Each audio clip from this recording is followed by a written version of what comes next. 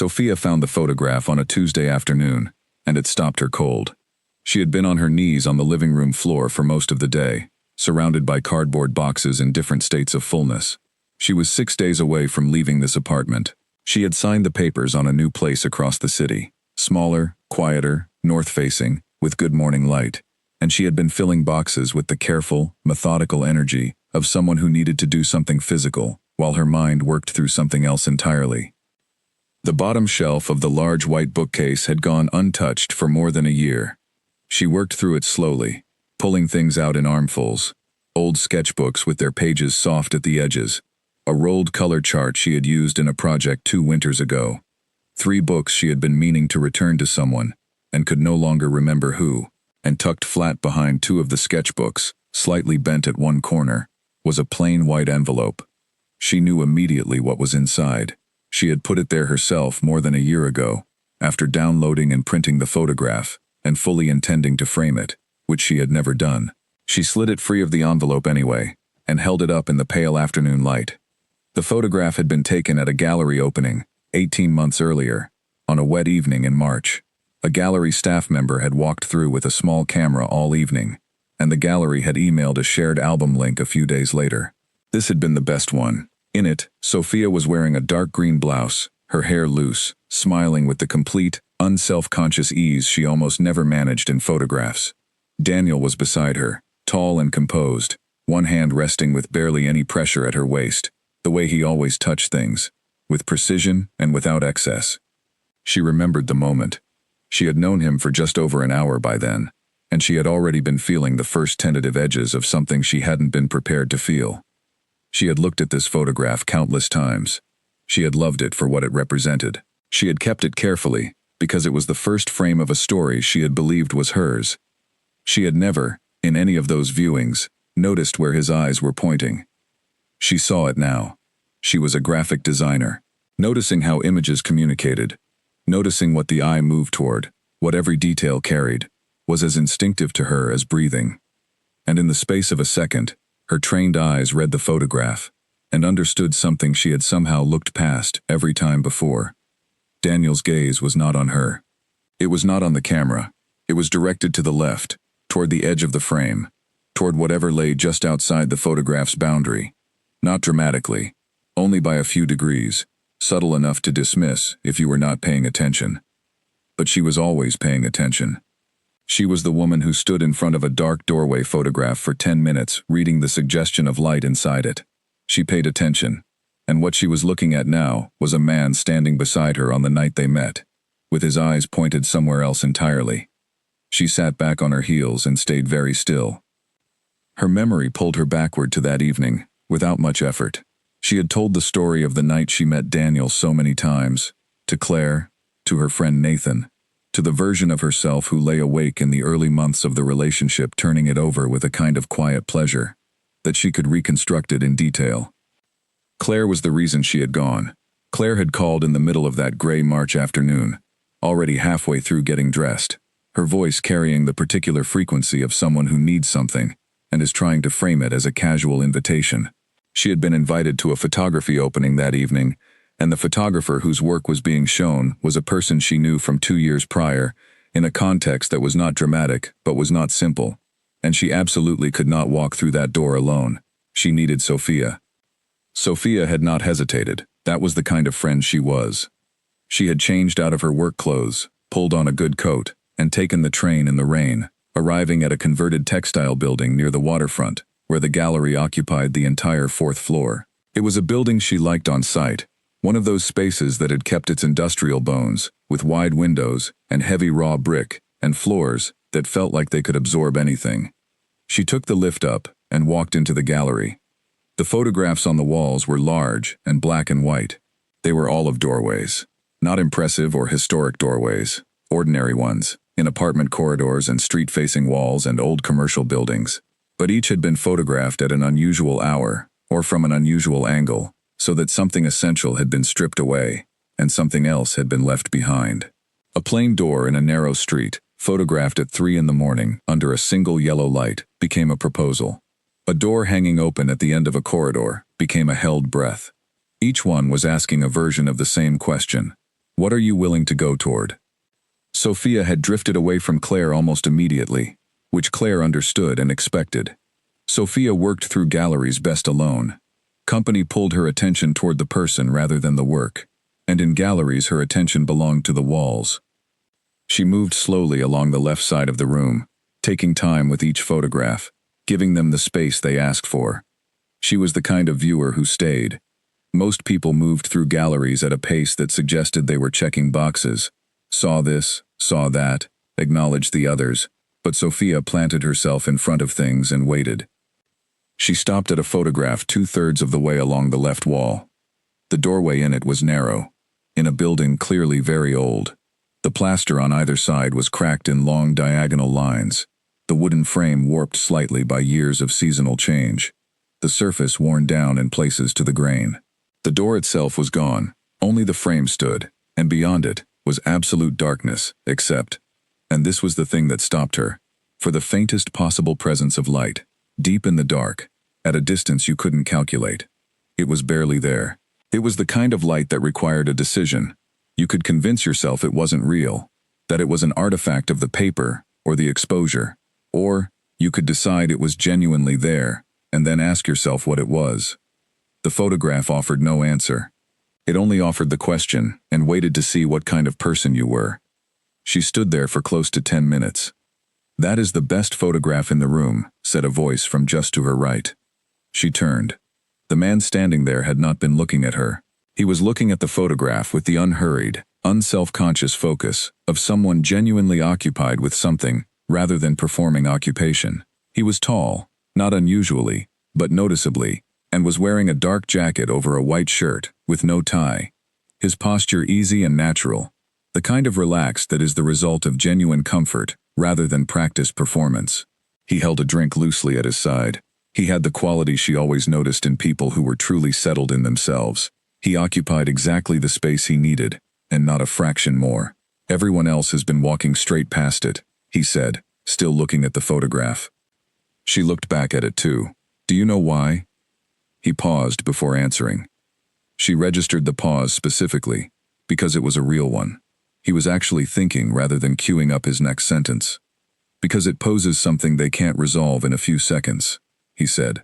"And most people instinctively step back from what they can't resolve quickly. The opposite is true for me," she said. "The questions I can't answer immediately are the ones I most want to sit with." He turned toward her then. His eyes were dark and entirely attentive, not the performed attentiveness of someone doing an impression of listening, but real attention, directed and still. "My name is Daniel," he said. "Sophia," she said. What followed was the kind of conversation she had perhaps had 2 or 3 times in her whole adult life.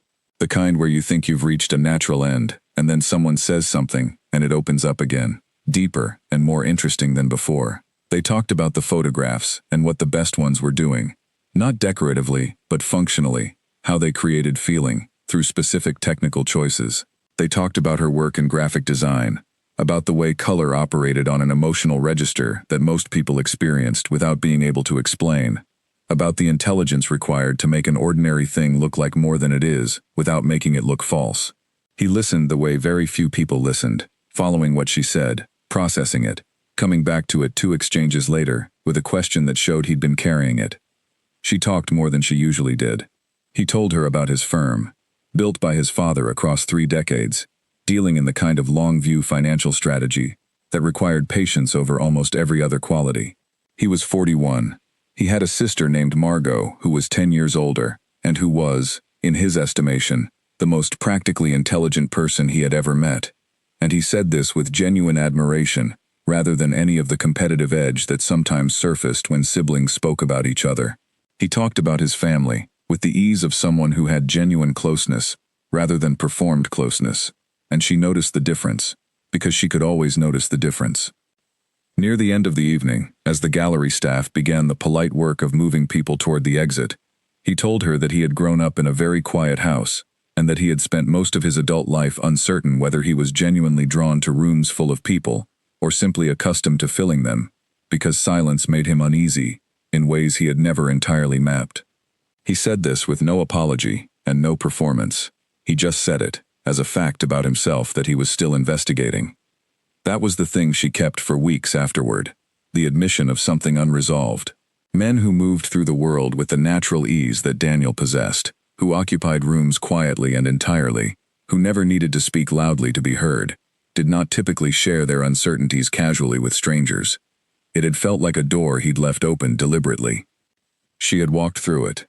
He texted the following morning at 9:15, which she noted was neither too early to be anxious, nor too late to be cool. He said he had woken up thinking about the doorway photograph, that he believed she had been right about it, and could he take her to dinner? She answered within minutes. She said yes. The dinner was at a small Italian restaurant in a street she had never found before, recommended by no one, found by him alone. Candles and glass bottles, no background music, food that arrived with no hurry and deserved the wait. They talked for more than 3 hours. She talked about her work in ways she rarely did early with someone new, about the relationship between typography and feeling, about what it meant to design something that had 3 seconds to communicate something true. He followed all of it. He asked the right questions. He was genuinely interested in the distinction between what an image means and what it makes a person feel, and they talked about that for almost an hour. She was mid-sentence at some point, leaning forward over the table in a way she hadn't noticed, when she caught herself. She straightened slightly. He said, "Don't stop." She didn't. The months that followed were the months she had believed were the real ones. She moved gradually into the shape of a life that included him, his world, his friends, his preferred restaurants, the quiet efficiency of his apartment in the center of the city, full of books and deliberate furniture, and the kind of art that did not call attention to itself but was very good. She met Margot 6 weeks in. Margot was warm and direct and slightly watchful in a way that Sophia had read at the time as protectiveness, a sister evaluating the woman her younger brother was spending his time with. She had filed it as normal. She had not looked at it long enough to see anything else in it. He left a book on her doorstep on a Tuesday morning in May, a collection of essays about light, the science, and the art of it, with a handwritten note that said it had made him think of her. She read the whole thing in 2 days, and they spent an entire Sunday afternoon talking about it. He gave her his full attention, and she gave him hers, and it felt like something real, like something built on genuine matching rather than proximity or convenience. She had been happy. She could say that clearly, and hold it as fact, because it was true. But the wall had been there. She had noticed it early, and she had accepted it, because the rest of things was good enough to extend him the benefit of the doubt. He did not speak about previous relationships, not in passing, not in reference, not in the small ways that people who have loved before allow their past to surface naturally in conversation. The subject did not exist for him, at least not in her presence. She had tried twice to open it, once obliquely, once more directly. Both times he had redirected with such smooth and practiced calm that she had passed the moment before understanding what had just happened. "I prefer the present to the past," he had said. He had said it the way someone says something they have said many times before and stopped examining. She had chosen to respect it. She had chosen the most generous interpretation available. Now she sat on the floor of her living room with the photograph in her hand and understood, with a clarity that was almost physical, that she had not been respecting a preference. She had been looking away from something he had been very carefully not showing her. The wall was not temperament. The wall was protection.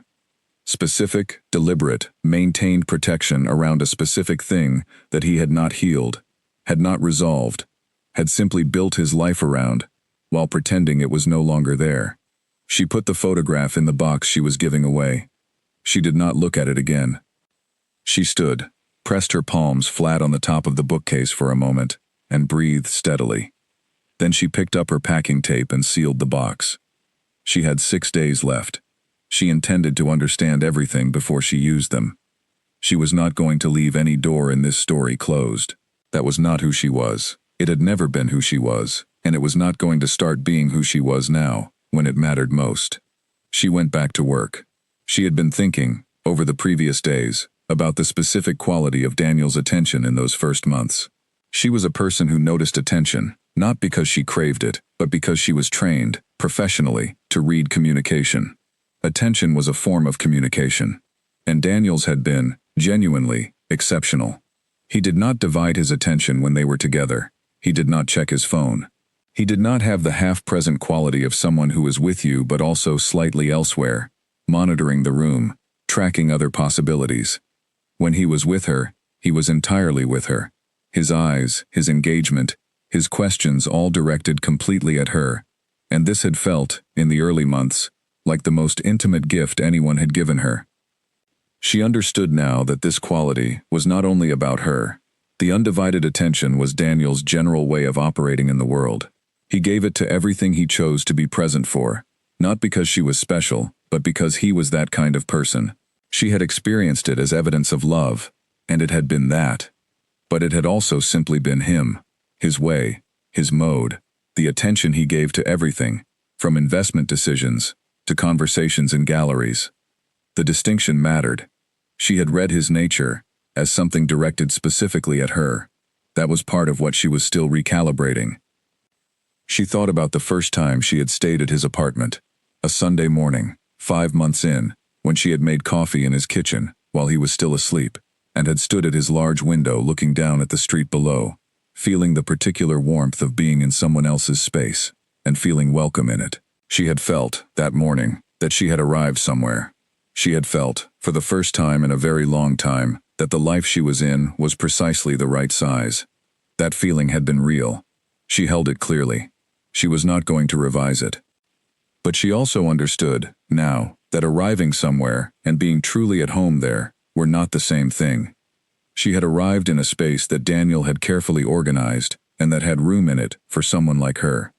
She had not arrived in a space that had been made for her. The boxes around her were almost full. She stood and walked to the window one last time. 6 days until she moved to the place that was being made for her. Made by her. The same thing, now. She turned back to the room and kept working. The name came out of nowhere, the way names do when someone speaks them in a room where they have never been spoken before. And Sophia heard it the way you hear something that lands differently from everything else around it. She was at a Sunday brunch at Margot's house, 4 months into the relationship, seated at a long oval table with Daniel to her left, and Margot at the far end, and Margot's husband George between them, and 3 of Daniel's friends scattered around the rest of it. It was a comfortable table, loud in the right way. Someone was telling a story about a work trip that had gone sideways, and there was laughter, and there were second helpings, and Sophia had been feeling, for most of the morning, the particular warmth of being genuinely included in a room. She had gone to refill her juice and was coming back from the kitchen when she heard it. Margot was leaning toward George and saying something quickly and quietly, clearly not meant to carry. But the room had dipped into one of those spontaneous pauses that happen in group conversation when several people stop at once, and Margot's voice traveled farther than she'd intended. Sophia caught 3 words as she came through the doorway, her hand still on the kitchen door. She caught, "Not since Camille." Then Margot's eyes found her immediately, with the particular speed of someone who knows they have been heard. She straightened. She picked up her glass and smiled, and said something to George that pivoted the conversation, and George pivoted with her, and within 4 seconds, the moment had been closed off as if it had never happened. Daniel had not looked up. He was in the middle of a different conversation at his end of the table. He had not heard any of it. Sophia sat back down. She set her juice glass on the table with a steadiness she was working to maintain. She listened to the story being finished, and laughed in the right place, and passed the bread when it was needed. She was perfectly present for the rest of the brunch, and she was perfectly distant at the same time, because one part of her brain had locked on to those 3 words, and was not letting go. Not since Camille. Not since what? Not since who? And who was Camille, that she could be referenced in a whisper, at a family table, while the woman Daniel was currently with stood 3 feet away? She did not ask. She held the question in a closed fist for the rest of the morning, and drove home with Daniel afterward, and talked about normal things and, when he dropped her at her door, and kissed her on the cheek and said he'd call her Wednesday, she smiled, and said she'd be waiting. She went inside and sat on her sofa in her coat for 20 minutes, before taking it off. She told herself it was nothing. She told herself that everyone had a past, that a name dropped in a whisper at a family table did not constitute evidence of anything, and that the correct and rational response was to let it go. She let it go, on the surface. But the name had planted itself, and in the weeks that followed, she started noticing things she had not noticed before. The playlist was the first thing. She had been at Daniel's apartment on a Wednesday evening about 3 weeks after the brunch, and he had gone out to pick up dinner and left his phone on the kitchen counter, playing music through the small speaker he kept there. She hadn't been paying attention to the music. She was reading something on her own phone at the kitchen table, but at some point, a song ended, and the phone went to the next playlist in the queue, and she glanced up at the screen out of idle habit. The playlist was called C. Just that. One letter. She almost let her eyes slide past it, but they didn't. Something held them there. She looked at the phone screen for a moment, and then looked away. But the single letter had attached itself to the name she was carrying, and in her mind, the two things sat together quietly, and said nothing, and meant everything. She did not pick up his phone. She did not look at what was in the playlist. She stayed exactly where she was at the kitchen table, and read her article. And when he came back with dinner, she was entirely composed, and entirely herself, and she said the food smelled good, and they ate together, and talked about a project she was working on, and the evening was completely normal. But she did not forget it. She did not forget it, because she was the kind of person who noticed things, and held them, not vindictively, not with any intention to use them. She genuinely was not that kind of person, but simply because she had the kind of mind that retained what it sensed was significant, even when she had no clear way of proving the significance yet. The photo in his office was the next thing. This took longer to happen because she was not often in his home office. It was a room he used for early mornings and late evenings when he had work to do. A room with a dark wooden desk and good shelves, and a small window that looked out over a narrow courtyard below. She went in once to find scissors, and he was in the bathroom. She found the scissors in the top drawer and was about to close it when she saw, in the narrow horizontal surface between the top of the desk and the shelf above it, a framed photograph that was lying face down. Not stored away, not in a box or a drawer, not out of sight, just face down, in a place where a framed photograph would normally stand upright, as though it had been turned over very recently, or very intentionally, or both. She picked it up. She looked at it. Then she set it face down again, exactly where it had been, with the same careful placement, and walked out of the office with the scissors. What she had seen was a photograph of a woman, dark hair, early 30s, a warm and self-possessed smile directed at the camera. Standing in front of a window, with strong light behind her. The photograph was not new. The quality was a few years old, the printing slightly different from current standards. She was very beautiful.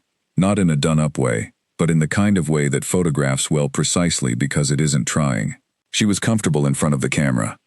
Sophia had held the image in her mind for 3 seconds, and read everything she could from it, and then put it down. She did not mention it to Daniel. Not that evening. Not that week. Not at all. She thought about it almost every day. She told Claire. Of course she told Claire. Claire was the person she told things to when she could not keep them inside any longer without the pressure becoming unbearable. She called her on a Thursday evening and said, "I need to tell you something and I need you to just listen first and not react yet." Claire listened.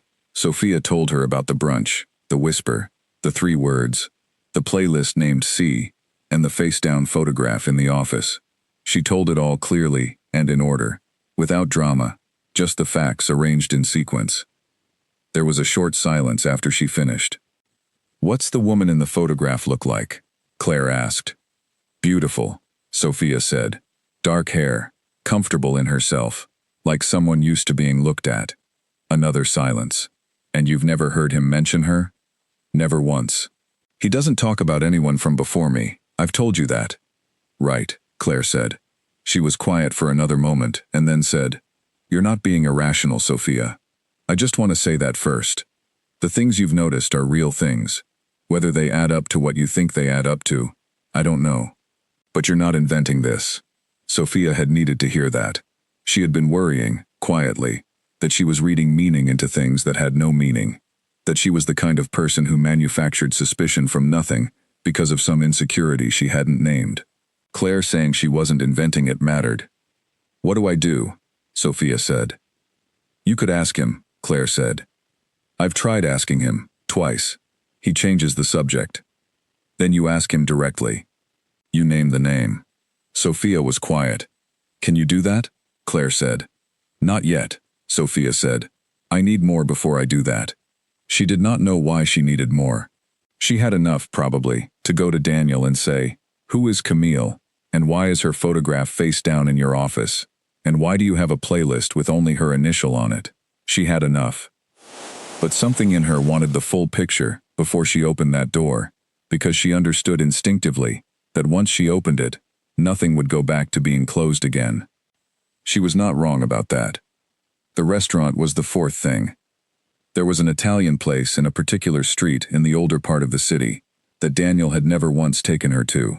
She would not have known this was unusual, except for one evening when she suggested it. She had walked past it with a colleague and looked at the menu in the window and thought it looked good, and Daniel had said, without hesitation and without any real explanation, that he preferred other places. He said it kindly and suggested somewhere else, and the evening went entirely normally. But she registered it.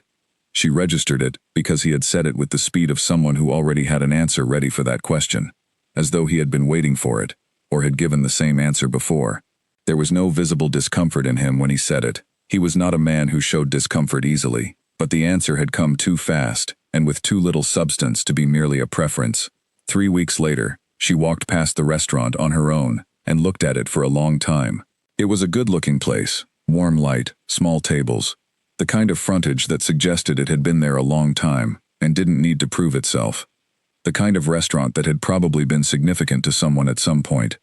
The kind you avoid not because you dislike it, but because you have history inside it that you haven't finished with. She walked on. She filed it away with everything else. By the time 6 weeks had passed since the brunch, she had a collection of things, unrelated in form but entirely related in what they pointed toward. A name she had heard once, in a whisper, not meant for her. A playlist, named with a single initial. A face-down photograph in an office, a restaurant he would not go near. None of these things were proof of anything. Any one of them could be explained separately and reasonably, but together, collected and held together, they told a story she did not yet know how to finish reading. She talked to Nathan one evening. Nathan was the more analytical of her close friends. Where Claire led with feeling, Nathan led with logic, and Sophia needed both of them in equal measure. She outlined the situation to him across a table in a bar they liked, and he listened with his chin in his hand, a habit he had when he was processing something carefully. When she finished, he said, "So you have 4 separate data points." "Yes," she said. "And you're not making them up." "I'm not making them up." And he has a real and observable resistance to talking about any kind of romantic past. "Complete resistance," she said. "When I ask anything in that area, he redirects, cleanly, without conflict, but he redirects." Nathan was quiet for a moment. He was not the kind of person who rushed to fill silences. "You have 2 options," he said finally. "When you ask him directly, and you use the name, or you wait and you see whether this thing, whatever it is, shows itself in its own time." "What would you do?" she said. "I would wait," he said. "But that's because I'm the kind of person who prefers information to come from direct experience. You might be different." She thought about that for a long time on the walk home. She was different, she decided. She was the kind of person who preferred to understand the whole shape of something before she named it. She wanted to see the complete outline before she acted, not because she was afraid to act, she was not afraid, but because she had learned early that moving before you understood fully sometimes meant missing the most important thing. She got home and made herself a cup of tea and stood at her kitchen window looking at the street below. Camille, the name was simple, a French name, or a name that could be French. Dark hair, comfortable in front of a camera, photographed in good light years ago. A restaurant in the old city that Daniel would not go into. A playlist with 1 letter. A whisper at a family table not meant for her ears. She sipped her tea and let the pieces settle. She would learn the rest. She had patience. She had the capacity to hold information without acting on it until the time was right. And there was something clarifying, even in the uncertainty. A quiet determination that she had not felt before. A sense that she was done looking away from the things that asked to be looked at. She set her cup down. She turned off the kitchen light. The name was still in the room when she went to bed. It stayed there all night. The days after finding the playlist and the face-down photograph had a particular quality she remembered vividly even now. They were the days in which she maintained her life, with complete normality on the surface, while something fundamental shifted underneath it. She went to her studio and worked. She met deadlines. She had dinner with Daniel on a Wednesday, and the dinner was entirely as it always was, the restaurant they both liked, the conversation she valued, the ease between them that had always been one of the real and good things. She watched him across the table and looked for traces of what she was carrying, and found none in him, which told her it was entirely hers to carry. She did not feel dishonest. She had not yet concluded anything. She was still in the territory of noticing and wondering rather than knowing, and you were not obligated to speak from the territory of wondering, she told herself. She was entitled to wait until she had something to actually say. But she thought about it constantly, in the small gaps in the day, on the train, while washing up, in the 5 minutes before she fell asleep. She thought about the name, and the playlist, and the photograph. She thought about the wall Daniel maintained around his past, with such consistent, practiced ease. She thought about what was on the other side of that wall. She had a dream, one night in that period, that she was in a corridor she did not recognize, and at the end of it was a closed door, with light coming through the gap at the bottom. She walked toward it, and the corridor did not shorten. She kept walking, and the door stayed at the same distance. When she woke, she was sitting up in bed with her heart moving quickly, and it took her a full minute to understand why. She told no one about the dream. She did her work. She kept her hands and her mind occupied. She waited. What she did, with the patience that was her particular nature, was keep her eyes open without forcing anything. She trusted that understanding would arrive when it had enough to work with. She had always operated this way, not as passivity, but as a specific kind of active readiness. She was ready. She was watching. She was not prepared for what readiness would actually bring her. She had been expecting something she would find. She had not been expecting something that would find her first. 3 weeks after the brunch, she was at Daniel's apartment on a Thursday evening, and he had gone out for groceries, and she was sitting at the kitchen table with her laptop working on something for a client, and she looked up at one point, without any particular reason, and her eye traveled to the kitchen counter, where his phone sat in its usual place, screen up, and the screen had lit with a notification. The name on the notification was not a full name. It was an initial, followed by a last name she did not recognize, but the initial was C. She looked at it for the 3 seconds it remained visible. Then the screen went dark. She looked back at her laptop. She did not pick up his phone. She did not wonder aloud about it when he came back. She said nothing. The evening continued as usual, and she drove home with his keys to return later that week, and sat in the car outside her own building for 7 minutes before going inside. C. The playlist. The photograph. The whisper at the brunch table. The initial in a notification on a Thursday evening. She was building something. She did not yet know what it was called. She was certain she was about to find out. It was a necklace that broke the careful quiet she had been keeping. She had been wearing it for nearly 4 months by the time she understood what it was. Daniel had given it to her on their 3rd date, a delicate chain with a small antique gold pendant, the kind of thing that looked old without being fragile, that had character without being precious. He had taken it from his jacket pocket at the end of the evening and held it out to her in his palm and said he had seen it and thought of her. She had been moved by it, not by the object itself. She was not particularly attached to jewelry, but by the specific attentiveness it represented. He had gone looking for something because he wanted her to have it. That was what mattered. She had worn it constantly after that, every day, or nearly every day. It lay flat at the base of her throat, visible but not loud, and she had stopped noticing it in the way you stop noticing things you wear all the time. The moment that changed everything happened at Margot's house again. A different visit, 9 months into the relationship, a small informal dinner with just the 2 families, Daniel, Sophia, Margot, and George. They were in the kitchen after the meal, having tea, and Margot was telling a story about something George had done at their house in the country that had ended in minor disaster and was very funny in retrospect. Sophia laughed. She reached up without thinking to touch the pendant at her throat, a habit she had developed, a small unconscious anchor. And Margot's eyes followed her hand. It was barely a movement, Margot's gaze traveling to the necklace and staying there for perhaps 2 seconds before returning to Sophia's face. Her expression did not change. She finished her story. George laughed. Daniel laughed. Everything continued. But the 2 seconds had happened, and Sophia had been paying attention, and she had seen what was in Margot's face in those 2 seconds. It was not recognition exactly. It was something more careful than recognition. Something that looked, from the inside, like the expression of someone who has just placed something into a context they already had. Sophia said nothing.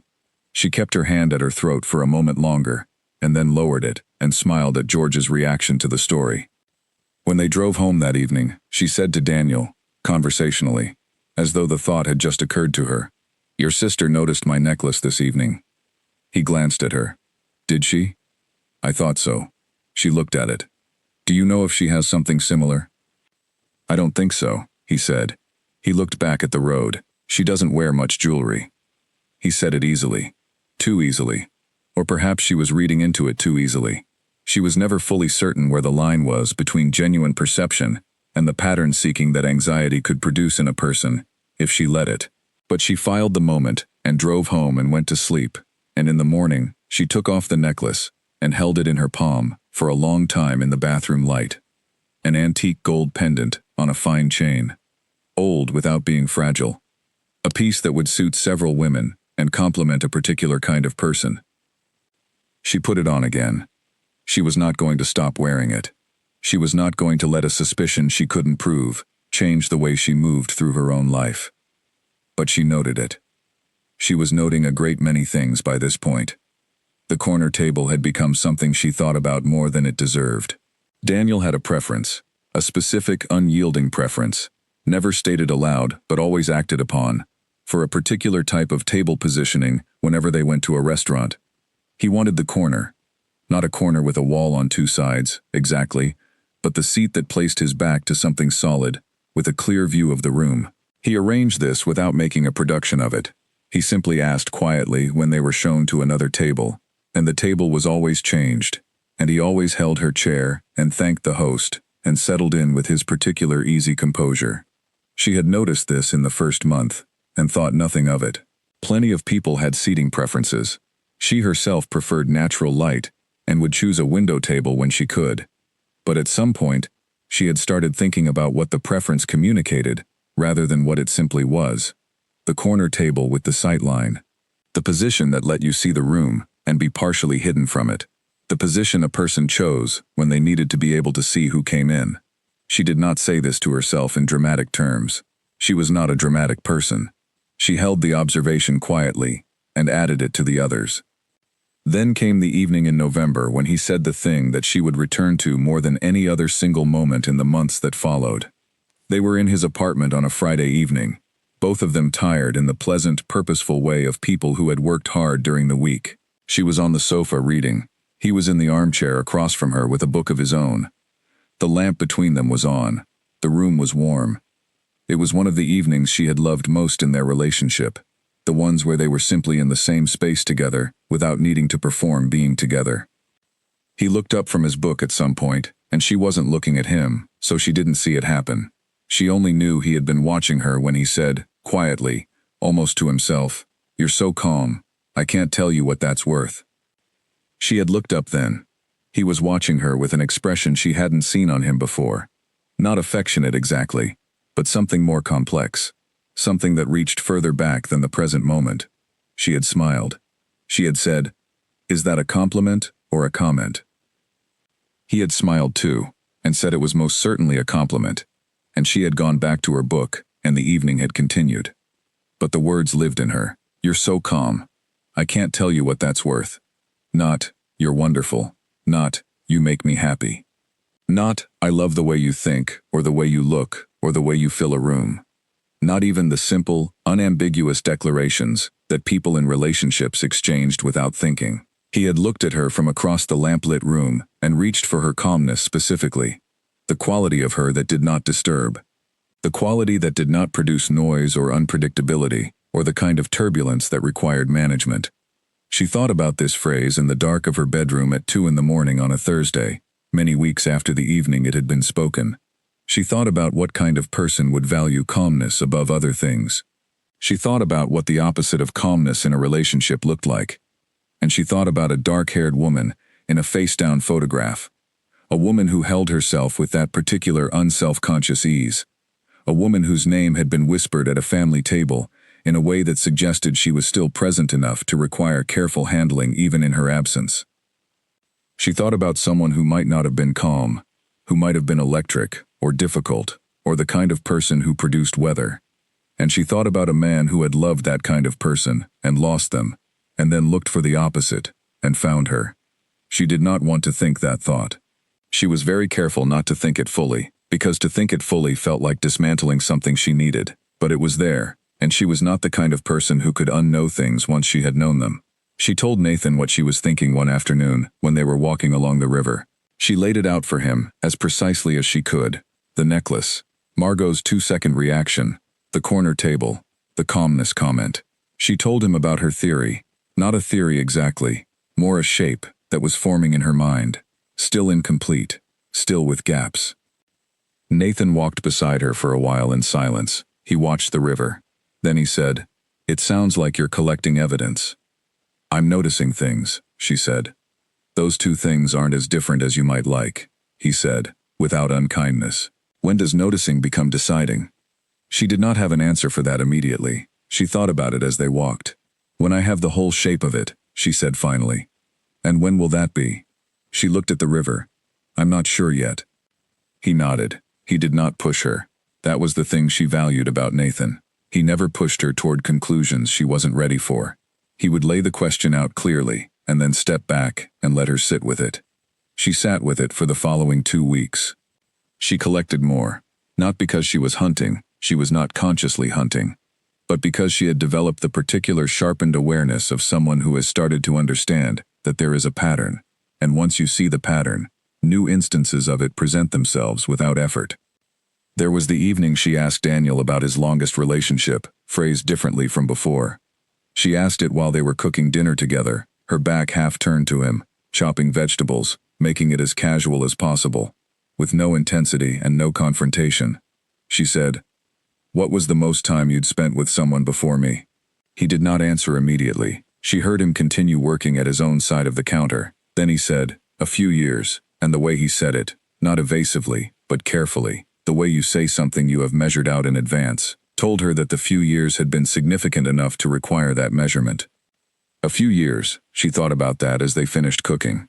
A few years was long enough to share a life with someone, long enough for that person's absence to leave a real imprint, long enough for an apartment to carry their invisible presence in face-down photographs and single initial playlists. There was also the afternoon she went back to the restaurant in the old part of the city on her own, not with any plan, not to do anything, just to see it in the daylight. She stood outside and looked at it, and then went in on an impulse, and sat at a small table by the window and ordered coffee. She looked around the room. It was the kind of place that accumulated meaning over time. Small details accumulated into character. An old clock on the far wall, narrow windows, wooden banquettes worn smooth, candles on every table even at noon. The kind of restaurant that a person returned to because it held something for them. The kind of restaurant that could belong to a memory in a way that made it unavoidable. She paid for her coffee and left. She stood on the pavement outside for a moment and felt the weight of what she had begun to understand, pressing down on her, with the particular patience of things that do not need to rush because they are already true. She was beginning to understand the shape of her own story. The shape of it was not quite what she had believed. The edges were different. The center of it was somewhere other than where she had placed it. She walked home. She did not yet know how to confirm it. She did not yet have the name fully in context, the photograph explained. The wall around his past, dismantled and examined. She had a collection of moments, and a shape, and a theory, that was close enough to a certainty that she could feel it in her chest when she thought about it directly. She needed to see the whole thing. She was close. She did not know, walking home that afternoon, how close she actually was. She did not know that the confirmation she was moving toward so carefully would arrive, not because she had engineered it, but because life had its own timing, and was preparing to hand her the full picture, without asking whether she was ready. She was going to get it regardless. She was 3 weeks away from getting it. She walked home and made dinner, and called Margot to see if she was free on the weekend, and Margot said yes, and suggested Sunday, and Sophia said Sunday was perfect, and they said goodbye, and she hung up and stood in her kitchen for a long time. She thought about calmness, about what someone might choose it for, about what it meant to be chosen for a quality rather than for yourself. She breathed. She kept her hands steady. She was not going to break. She was going to understand first. There was a specific evening she had not thought about in a while, but that came back to her now, with unusual clarity. She had been at Daniel's apartment. This was around month 11 of their relationship, and she had been in the kitchen making tea while he was on a call in his office. She could hear him through the closed door, not the words, just the cadence, the measured, confident rhythm of Daniel in a professional conversation, steady and unhurried. She had noticed, standing there with the kettle in her hand, that she had never heard that rhythm change. She had never heard Daniel's voice change quality for any reason. Under pressure, at rest, in the middle of difficulty, the voice remained the same. It was a remarkable quality. She had found it reassuring for most of the relationship. Now she thought about what the unchanging voice had cost her. She had not been able to read him from his tone. She had not been able to hear, in the shift of his breath or the tightening of a phrase, when something was costing him effort. He had been, in this specific way, unreadable. And she had told herself this was because he was calm by nature, and it had not occurred to her, until very recently, that a man who was calm by nature and a man who had trained himself to show nothing were externally indistinguishable. She had read the control as character. She should have wondered what it was containing. She had not been careless. She wanted to be clear with herself about this. She had been attentive and noticing and thoughtful. But she had looked at the surface and found it beautiful and had not asked, with any real force, what lay beneath. She had extended the most generous available interpretation to every small thing she noticed, and the sum of all those generous interpretations was 18 months lived from inside a story she had not understood. She walked home from the restaurant in the old city on the afternoon she had sat there alone, and she felt the city around her with a particular sharpness, the light, the cold, the specific weight of knowing something and not yet knowing what to do with the knowing. She was 3 weeks, she would later understand, from having it all handed to her at once. But that afternoon she did not know that. That afternoon she walked home in the careful, focused way of someone carrying something breakable and keeping their hands absolutely steady. She reached her apartment. She unlocked it. She went to her studio table and opened her sketchbook. She drew doorways. She did not know she was drawing doorways. She was drawing whatever her hand wanted to draw, which was what she always did when her mind was working on something it hadn't finished. She drew narrow ones and wide ones, open ones and half-closed ones, ones with light inside and ones with darkness. She filled 2 pages. Then she closed the sketchbook and went to the kitchen and made something to eat and sat at her table and ate it alone, which she did not mind. She had always been comfortable alone. She was a person who needed solitude the way she needed air, in regular supply, without apology. She thought, eating her dinner in the quiet kitchen, that whatever was coming was going to require everything she had. She could feel the shape of it approaching, the way you can feel weather before it arrives. She did not know the name of it yet. She was almost certain she was about to. She was ready. She had been ready for a while. The door was already open when she got there. Not open by much, just a few inches, unlatched, the way a door goes when someone has come in recently and not closed it fully behind them. She stood in the corridor and looked at it, and felt something shift in her chest that was not quite fear and not quite knowing, and lived somewhere in the territory between them. She had not called ahead. She had not intended to stay long. She was on her way back from the studio after a long day, and had picked up a small book she had found in a shop near her office, an illustrated collection of prints by a painter Daniel had mentioned months ago and never followed up on, exactly the kind of thing she knew he would like. She was going to drop it off, say hello, not stay if he was working. She had a key. She had been using it casually, easily, for 7 months. She stood in the corridor, with the book in her hands, and looked at the open door. She pushed it gently with 2 fingers, and it swung inward, silent. The apartment was lit. The kitchen light was on, the warm amber lamp on the counter, and from where she stood in the small entrance hallway, she could see most of the kitchen and a portion of the living room beyond it. The apartment was familiar to her in the specific, comfortable way that other people's spaces become familiar after enough evenings spent in them. She knew where everything lived, The way the light fell in different rooms at different hours. The sound the coffee machine made when it finished heating. She knew almost immediately that something was wrong. Not wrong in any loud way, just different. A quality in the air. Or perhaps it was simply a second coat, draped over the back of the kitchen chair in a way that was not Daniel's, in a color that was not his. She took 2 more steps in, and there was a woman sitting at the kitchen island. She was sitting on one of the high stools, with a glass of red wine held in both hands, her elbows on the counter, looking directly at the corridor from which Sophia had just emerged. She was not startled. She did not jump or look guilty. She looked at Sophia with a steadiness that was either very good self-control or the particular composure of someone who already knew, more or less, what was happening. She was dark-haired. She was in her late 30s, perhaps. She was wearing a dark coat that she had not removed, or had taken off and put back on, the kind of coat that cost a significant amount of money, and showed it without calling attention to it. She was very beautiful, in the same specific way that the photograph in Daniel's office had been beautiful. Naturally, without performance, in the way that photographs well precisely because it is not trying to. Sophia recognized her immediately. She had not been told who she was. She did not have her name confirmed, but she knew with the completeness of someone who has been studying the outline of something for months, and now has the thing itself in front of her. They looked at each other for a full, unbroken moment. The woman spoke first.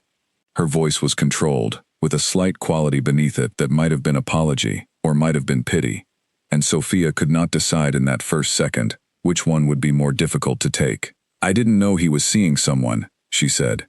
She said it to Sophia directly and clearly. Not as a performance of innocence, but with the weight of someone who is making certain a specific fact is understood. Before Sophia could respond, there was movement from the hallway on the other side of the apartment, the bedroom corridor, and Daniel walked in. He was wearing a shirt with the sleeves rolled to the elbows.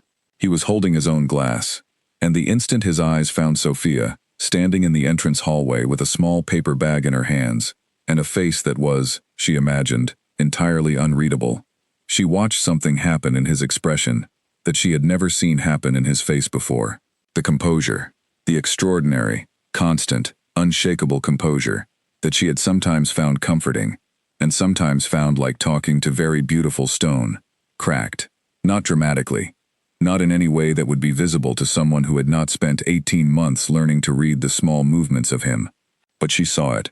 The composure went, and underneath it, for just 2 seconds, was something that looked very much like a man who had been caught in a moment he had been, on some level, waiting for. He said her name. He said, Sophia. He did not say anything else immediately.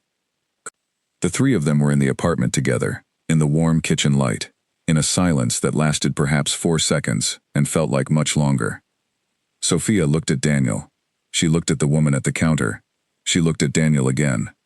"Who is this?" she said. She kept her voice entirely level. She had not decided to keep it level. It simply came out that way, because she was not the kind of person who shouted in moments like this, and she was not, she realized, entirely surprised. She had been walking toward this moment, in one form or another, for months, without knowing exactly what form it would take. Daniel set his glass down on the counter. He did it with the careful deliberateness of someone buying himself 1 extra second. Then he said, "This is Camille. She's just arrived back in the city. We used to be together." Sophia nodded. The confirmation, the name she had been carrying for months, finally spoken aloud in context, finally attached to the woman standing 3 feet from her with a glass of wine, and an expression that had settled into something that was now primarily, clearly, apology, landed without the violence she might have expected. It landed quietly, like something that had always been in the room, and had simply now agreed to be seen. She looked at the woman, at Camille. Camille looked back at her, with the directness of someone who was not pretending this was simple. "I genuinely did not know," she said again, and Sophia believed her. It was not the kind of thing you said with that particular weight, unless it was true. "How long have you been back?" Sophia asked. She was still looking at Camille, not at Daniel. "A week," Camille said. "I've been in Paris for the past 2.5 years. I came back for reasons of my own. I called Daniel yesterday. This is the first time we've seen each other." She paused. "I'm saying all of this because I think you deserve to hear it clearly." Sophia nodded again. She was grateful, she realized, for Camille's directness. It stripped the situation of some of its worst possibilities. The possibility of lies layered on top of each other. The possibility of being handled. Camille was not handling her. She was talking to her like a person. Sophia finally looked at Daniel. He was watching her with an expression she had not seen him wear before. Something between distress and the specific kind of helplessness that comes when the thing you have been carefully managing has become, in a single moment, unmanageable. "I'll leave," Sophia said. She did not say it with anger. She said it with the particular clarity of someone who understands what the situation requires and is prepared to provide it. "Sophia," Daniel started. "Not tonight," she said, quietly, firmly. "Not right now. I'll leave." She set the paper bag with the book in it on the small hall table near the door. She had forgotten she was still holding it. She looked at it for a moment and then looked at Daniel. "Call me tomorrow," she said. She walked back through the door. The corridor outside was the same as it always was. The lift was waiting at this floor. She pressed the button and stepped in, and the doors closed, and she stood in the small mirrored box looking at her own face, which was composed and pale and, she thought, the face of someone who has just confirmed something they had been preparing themselves for, without entirely knowing they were preparing. The lift reached the ground floor. She walked through the lobby. She pushed through the glass door and stepped out into the evening. It was cold. The kind of cold that arrives in a city in October with full intention, that moves through a coat and settles against the skin. She stood on the pavement in front of Daniel's building and breathed it in and let it work on her. She walked. She didn't call a car. She walked because she needed to move, because motion was how she processed, because the city in the dark around her was at least honest in its indifference, and she could be honest inside it without needing to be anything for anyone. She thought about Camille's face, the directness of it, the way she had said "I didn't know" as if it mattered to her that Sophia understood this. And it did matter to Sophia, she realized, more than she would have expected. The situation was enough of a betrayal, without adding the particular brutality of being lied to by someone who knew what was happening. That Camille had not known softened something. Not the main thing, not the essential thing, but something. She walked for 40 minutes. She went past streets she knew, and streets she had discovered with Daniel, and streets she had never been on before. And she kept walking, until she was within 3 blocks of her own apartment, and her feet had made the decision for her. She called Claire from the lift going up to her own floor. "I need you to come over," she said when Claire answered. There was a pause of about 1 second. Claire said, "On my way."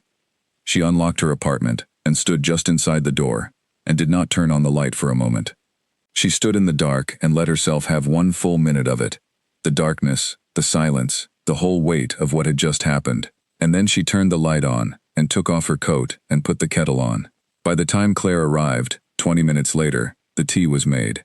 Sophia was sitting at the kitchen table with her hands around her cup, and she was not crying, and she was not shaking, and she was not, as far as she could tell, falling apart. She was thinking. She was thinking about the shape of 18 months that she now had to look at from the other side. She was thinking about a face-down photograph, and a single initial playlist, and a restaurant in the old city, and a corner table, and a necklace that Margot had looked at for 2 seconds too long. She was thinking about what it meant to be the person someone chose, while the person they really loved was on the other side of a city, in another country. She was thinking about a woman sitting at a kitchen counter with a glass of wine, and the particular directness of someone who respected the person they were talking to, even in an impossible situation. Claire knocked. Sophia got up and let her in. Claire took 1 look at her and said nothing. She took off her coat. She sat down at the table across from Sophia and picked up the 2nd cup of tea. "Tell me everything," she said. So Sophia did. Claire arrived with the particular efficiency of a person who has been a close friend for long enough to know that efficiency is what the moment requires. She had not stopped to call ahead and ask what was needed. She had come with a bottle of wine she set on the counter, a packet of biscuits, and the kind of presence that does not require explanation because it does not need to announce itself. She sat down across from Sophia and poured the wine and waited. Sophia told the whole story, from the moment she had arrived at the building to the moment she had walked away from it. She told it clearly and in sequence. The way she told all stories that mattered. Without gaps, without edits, with the specific details in their right places. She told it for perhaps 20 minutes. Claire listened without speaking, except for 2 moments, where the instinct to react became briefly irrepressible, and she caught herself, and went back to listening. When Sophia finished, Claire said, "She told you she didn't know." "Yes," Sophia said. "And you believed her?" "Yes." Claire was quiet for a moment. She turned her wine glass slowly. "How are you feeling?" Sophia considered the question seriously, which was the only way she knew how to take it when it mattered. She looked at the table for a moment. "I'm not feeling what I expected to feel," she said. "I thought there would be more. I don't know. More explosion, more anger. And instead I feel like I knew," she said. "I feel like I've been knowing, quietly, for months. And tonight is just, it's the moment the knowing became visible. It's not new information exactly. It's the confirmation of information I'd been carrying." Claire looked at her carefully. "That's either very healthy or very dangerous," she said, "and I'm not sure which." "It's probably both," Sophia said. Claire nodded. She picked up her glass. "What happens now?" "He's going to call me tomorrow," Sophia said. "I told him to call me tomorrow." "And you'll answer?" "I'll answer." "And then?" Sophia looked up at her. "And then I ask everything I haven't been asking," she said. "Every question I've been carrying. Everything I noticed and set aside. Every moment I chose the generous interpretation, instead of the accurate one. I'm going to ask all of it." "Good," Claire said simply. They sat together for another hour. They did not talk about Daniel for most of it. They talked about other things. About Claire's work. About a book they'd both read. About the fact that the cafe down the road from Sophia's apartment had changed its whole menu, and neither of them was sure whether this was an improvement. It was the particular gift of a long friendship.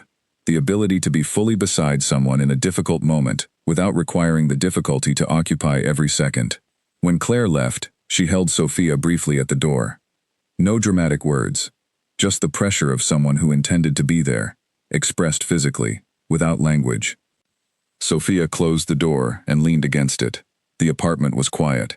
The city outside had moved into its late-night register. Less traffic, longer gaps between sounds, the occasional voice from somewhere further away than you'd expect. She went to the window. She looked out. She thought about Camille sitting at the kitchen counter with her wine, and her expression of careful, direct apology. She thought about the particular way that woman had said, "I didn't know," as if making certain the record was clear, rather than managing a social moment. She had respected that. Unexpected, to find that she respected it. But she did. She thought about Daniel's face, in the moment he had walked in, and found them both there. The split-second dissolution of the composure she had spent 18 months studying. She had seen something real in that second. It had been involuntary, and involuntary things were the most honest ones. She went to bed at midnight. She lay awake for a while, not thinking exactly, just holding everything at a slight distance, the way you hold very hot things. Then she slept, and in the morning, the phone rang at 8:15, and she answered it, and the next part began. Daniel called at 8:15 the following morning. She had been awake since 5. She had slept badly, not in a dramatic, sleepless way, but in the shallow, broken way of someone whose mind had not stopped working through the night, and had let her body rest only in small intervals between thoughts. She had been awake when the sky outside her window went from full dark to the particular gray of early morning, and she had been sitting at her kitchen table with cold tea when his name appeared on her phone screen. She looked at it for 2 rings. She answered. "Thank you," he said, when she picked up. Not hello. Just that. She said nothing.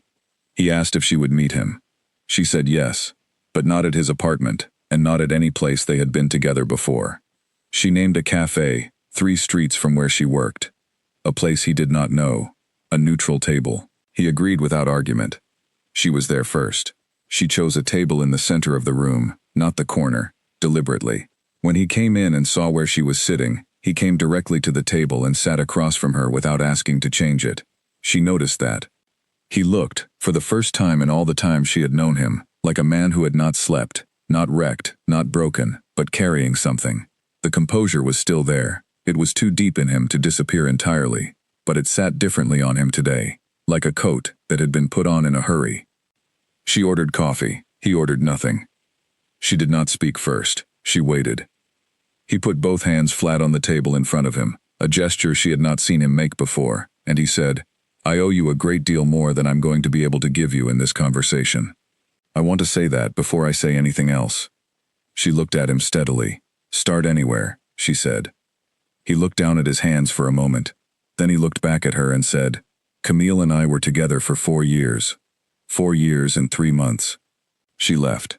Not because of anything between us, or not primarily. She was offered a position in Paris that was the kind of opportunity she'd been working toward her entire career, and she took it, and she went, and we tried for a while to make that work and we couldn't." He stopped. "Or I couldn't.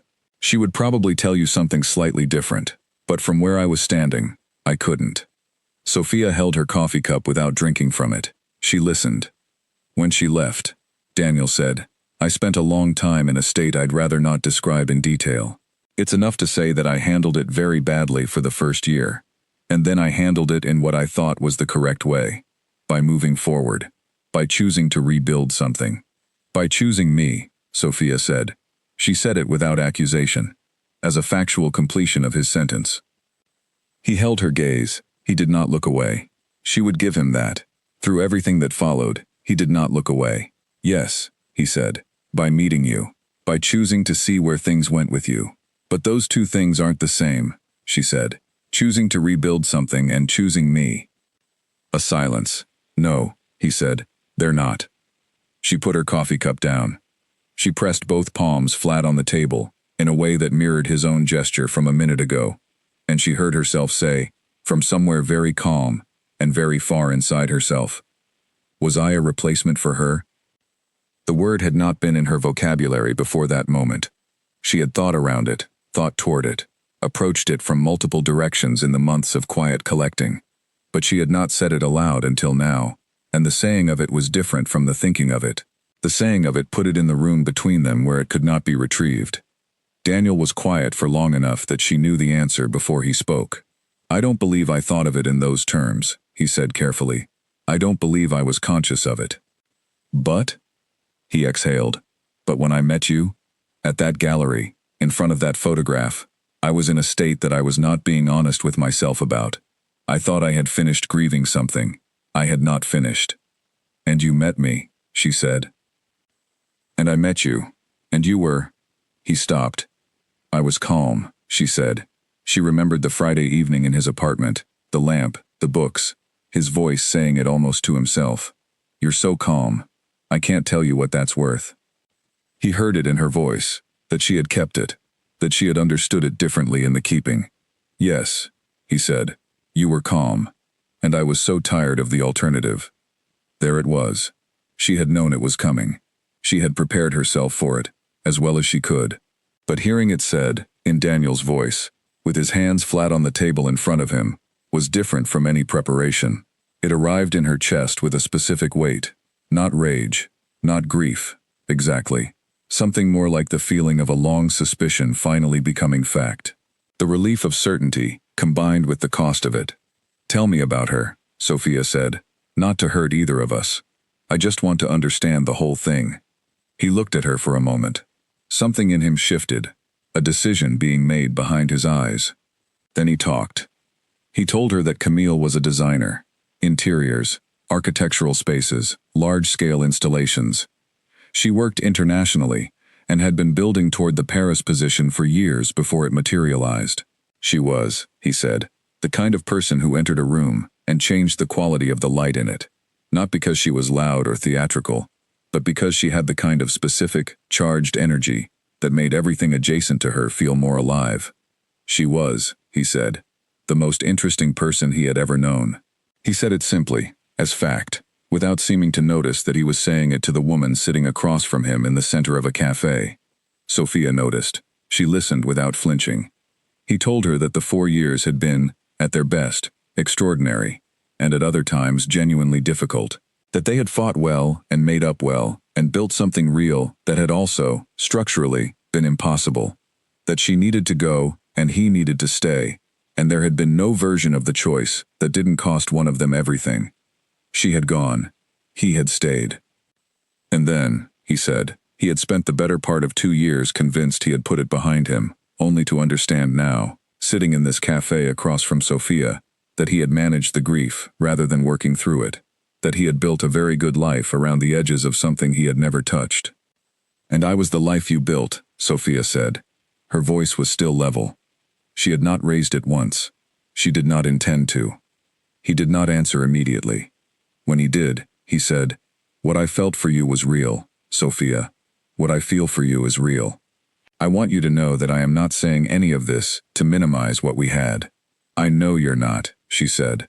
"I believe you, that it was real. But real is not the same as complete. And what I'm hearing is that you chose me for a quality I have, rather than for who I am. That you needed calm, and I provided it, and that became the foundation." He did not contradict her. He looked at the table for a moment, and then looked back at her, and said, "I think that's a fair reading of it." She nodded. She wrapped both hands around her coffee cup again. She thought about the necklace, the corner table, the playlist, the restaurant, Margot's 2-second glance, all of it, all the pieces she had been collecting carefully for months, and she understood that they had all been pointing here, to this table, to this man, finally honest, finally saying what the wall around his past had been protecting for 18 months. He told her about the call from Camille. He told her it had come 3 days ago. Not out of the blue, he said. They had stayed in occasional contact, the kind of contact that two people maintain when they have never fully dismantled something, when they have simply moved the distance between themselves from the same city to different countries. Camille had called to say she was coming back. She had said she wanted to see him. He had said he would see her. He had not told Sophia. He had not told Sophia because he had told himself he didn't know yet what it meant. "And now?" Sophia said. "What does it mean now?" Another long silence. He was not evasive in it, she noted. He was genuinely in it, genuinely uncertain, in a way that was different from the careful management she had been watching for 18 months. "I don't know," he said. "I know that seeing her last night..." He stopped. He pressed his lips together for a moment. "I know that it's not finished. Whatever I believed about it being finished was not accurate." Sophia was quiet. She looked at him across the table, at this man she had spent 18 months loving, who had given her beautiful evenings and handwritten notes and a book about light left on her doorstep, who had been attentive and consistent and genuinely kind, who had also never fully been present in the way she had needed him to be, because part of him had never entirely arrived.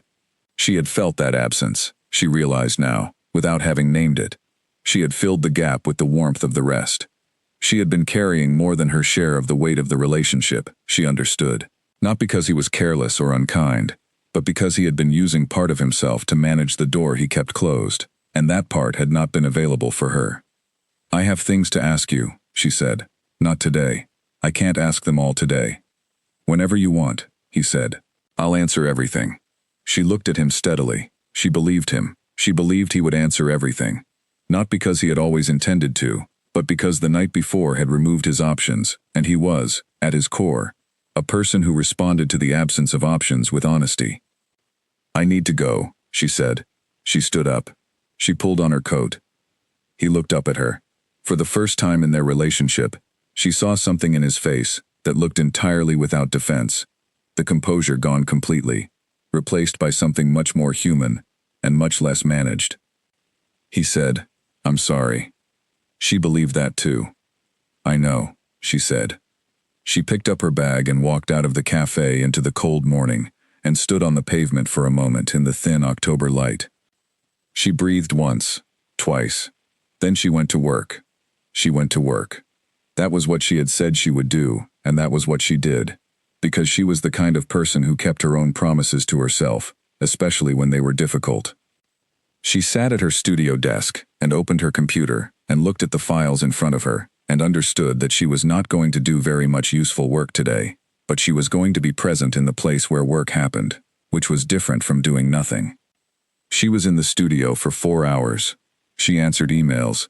She made notes on 2 projects. She drank 2 cups of tea and ate nothing, and did not notice until 3 in the afternoon that she had not eaten anything since the coffee in the cafe that morning. She went to the small sandwich place around the corner and bought something, and ate it standing up at the counter, looking at the wall.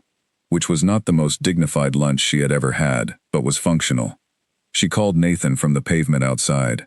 She did not tell him about the cafe, or what Daniel had said.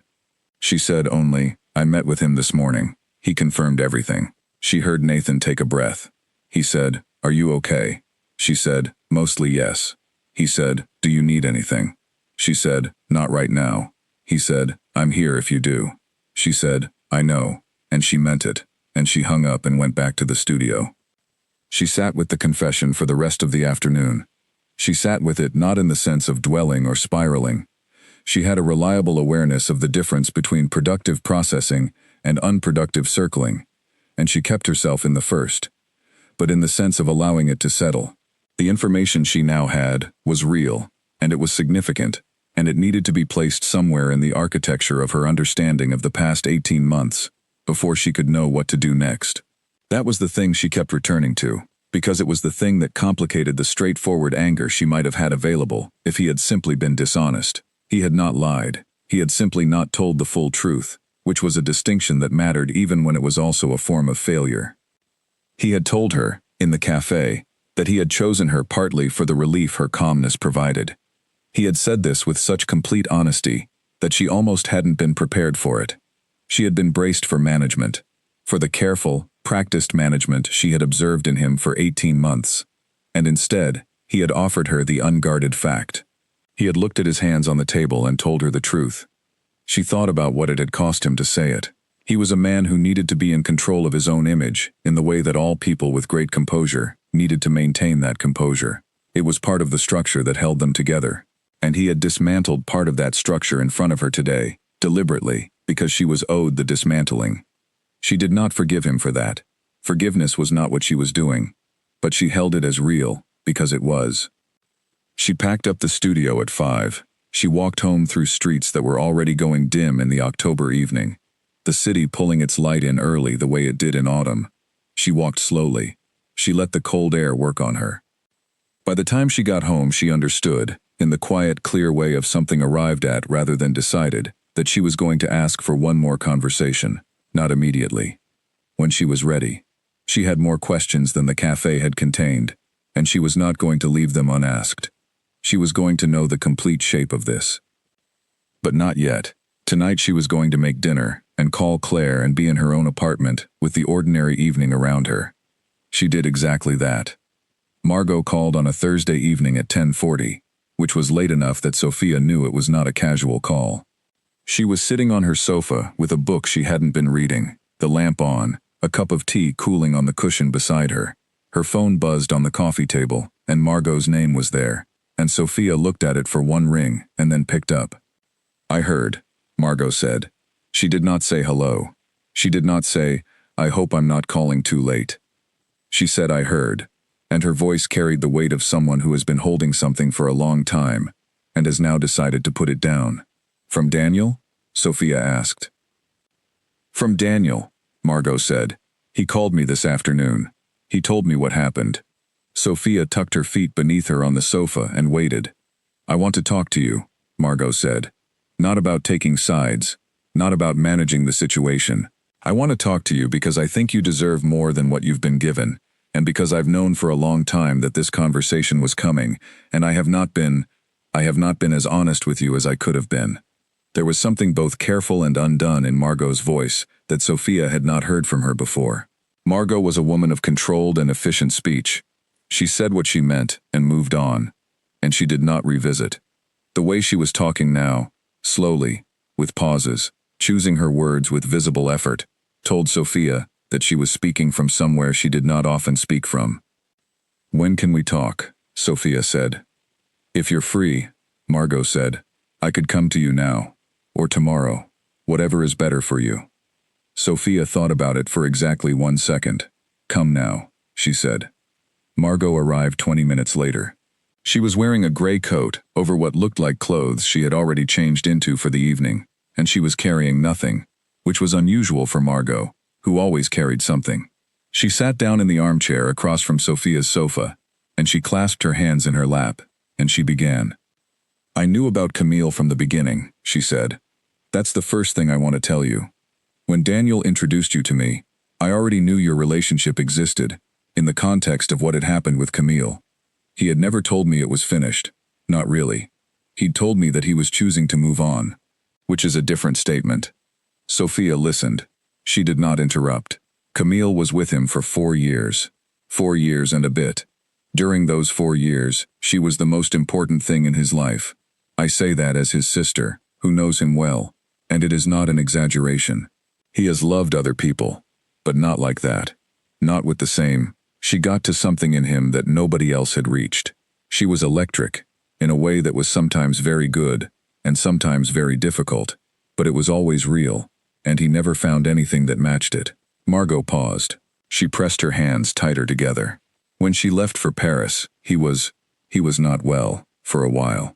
He managed it. He managed it the way Daniel always manages everything, by being so controlled and so functional on the outside that it was almost impossible to see what was happening underneath. But I'm his sister. I've known him his whole life. I saw it, Sophia said quietly. How long was it before he met me? 8 months, Margot said. After she left. About 8 months before you two met at the gallery. 8 months. Sophia held that number still in her mind. 8 months between the ending of a 4-year relationship that he had never truly finished, and the evening he walked up beside a woman, standing in front of a doorway photograph, and said exactly the right thing. The necklace, Sophia said. Margot looked at her with an expression that was not surprise exactly, more the expression of someone who has been expecting a particular door to open. Yes, she said. He gave it to her first, didn't he? It came out as a statement, rather than a question, because it was no longer a question. Margot was quiet for a moment. Then, she left it. When she packed to go to Paris, she left it deliberately. I think she was trying to draw a clean line. She didn't want to take things with her that would make the decision harder. Sophia thought about the necklace lying at the base of her throat for 4 months. She thought about Margot's eyes traveling to it at the kitchen counter, and staying there for 2 seconds. She understood now what had been in those 2 seconds, recognition, and the particular difficulty of someone deciding whether to speak. Why didn't you tell me? Sophia said. She asked it without anger. She wanted to understand. Margot looked at her steadily. Because I kept hoping Daniel would tell you himself, she said. Because I thought, he's a grown man, he will handle this. And because, she paused, because I told myself that what he had with you was real, and was its own thing, and that what had happened before was finished, and that telling you would cause damage to something that was genuinely good. I told myself that for nearly a year. And now? Sophia said. And now I think I was wrong, Margot said plainly. I think you had the right to know. I think the decision about whether the history mattered should have been yours, and I am sorry that I made that choice for you by not speaking. Sophia absorbed this. She looked at Margot, at this capable, precise, warm woman who had looked at her across tables at family dinners, and carried a secret in the careful, uncomfortable way of someone who knew the secret was too large to hold comfortably, but also too complicated to release. Tell me the rest, Sophia said. Everything you know, I want to hear all of it. Margot told her. She told her that the playlist on Daniel's phone was something he had been listening to since Camille left, music they had listened to together, music she had introduced him to, music that had become associated with the 4 years in ways that were specific and impossible to break from without effort. She told her that the photograph in the office had been face down for most of the time Camille was gone, that Daniel had not hidden it in a box or a drawer, but had not been able to put it upright either. A compromise between moving on and holding on that was, Margot said with quiet precision, completely typical of him. She told her about the restaurant. She told her that Camille and Daniel had gone there on their second date and had returned regularly throughout the 4 years, that it was the kind of place that had accumulated meaning for them across enough years and enough significant evenings that it had become part of the geography of the relationship, not just a location, but a container for something, that Daniel could not walk past it comfortably, much less go inside. Sophia thought about sitting in that restaurant alone one afternoon, drinking coffee at a table by the window, reading the room's character, understanding that it had held significance for someone. She had been right about all of it. Every instinct had been correct. He cared about you, Margot said. I want to make sure you know that. This is not a story where he used you deliberately or cynically. He met you, and you were good for him, and he moved toward you, and something real grew between you. But he was carrying too much that he hadn't dealt with, and he placed some of the weight of it on you without telling you he was doing it. He let you provide something he needed without giving you the context that would have let you make a fair choice. The calmness, Sophia said. Margot looked at her. What he said to you about that? He said I was calm, that he couldn't tell me what that was worth. Margot nodded slowly. Camille was not calm. She was extraordinary in many ways, and one of the ways was that she produced a kind of turbulence around her that was exhilarating when it was good, and exhausting when it was not. And when she left, Daniel was in the aftermath of a storm, and you were. The absence of the storm, Sophia said. Margot was quiet. I wasn't Sophia to him, Sophia said. Not fully. Not from the start. I was a quality. I was the thing he needed. You were Sophia, Margot said firmly. That is also true. Both things are true at once. You were yourself, and he genuinely responded to who you were. And he also chose you partly for what the experience of you provided him, which was rest, quiet, a space in which the wound from Camille was less present. She paused. I believe he would not have been able to tell you those two things apart, even if he had wanted to. He is not a man who is good at looking at himself clearly. Sophia was quiet for a long time. She thought about Nathan asking her, when noticing becomes deciding. She thought about herself saying, when I have the whole shape of it. She had the whole shape of it now. She could see it completely. From the first evening in the gallery to the morning in the cafe. Every piece in its right place. Every gap now filled. The story she had been living was legible to her at last, not from the inside as she had been living it, but from the outside, with the full context she had been missing. It was not a story of calculated cruelty. It was not a story of a man who had used her without feeling.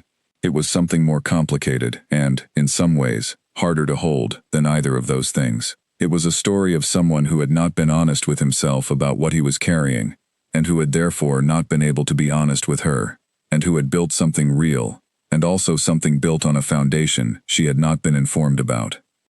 She had the right to have been informed. She knew that clearly, and quietly, and without doubt. Margot said, "What do you need right now?" Sophia considered. "I think I need to talk to Daniel again," she said.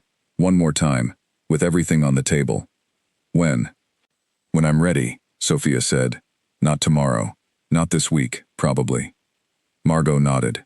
She sat for another 20 minutes, and they talked, and she answered every question Sophia put to her, with the directness of someone who had decided honesty was the only thing she had left to give.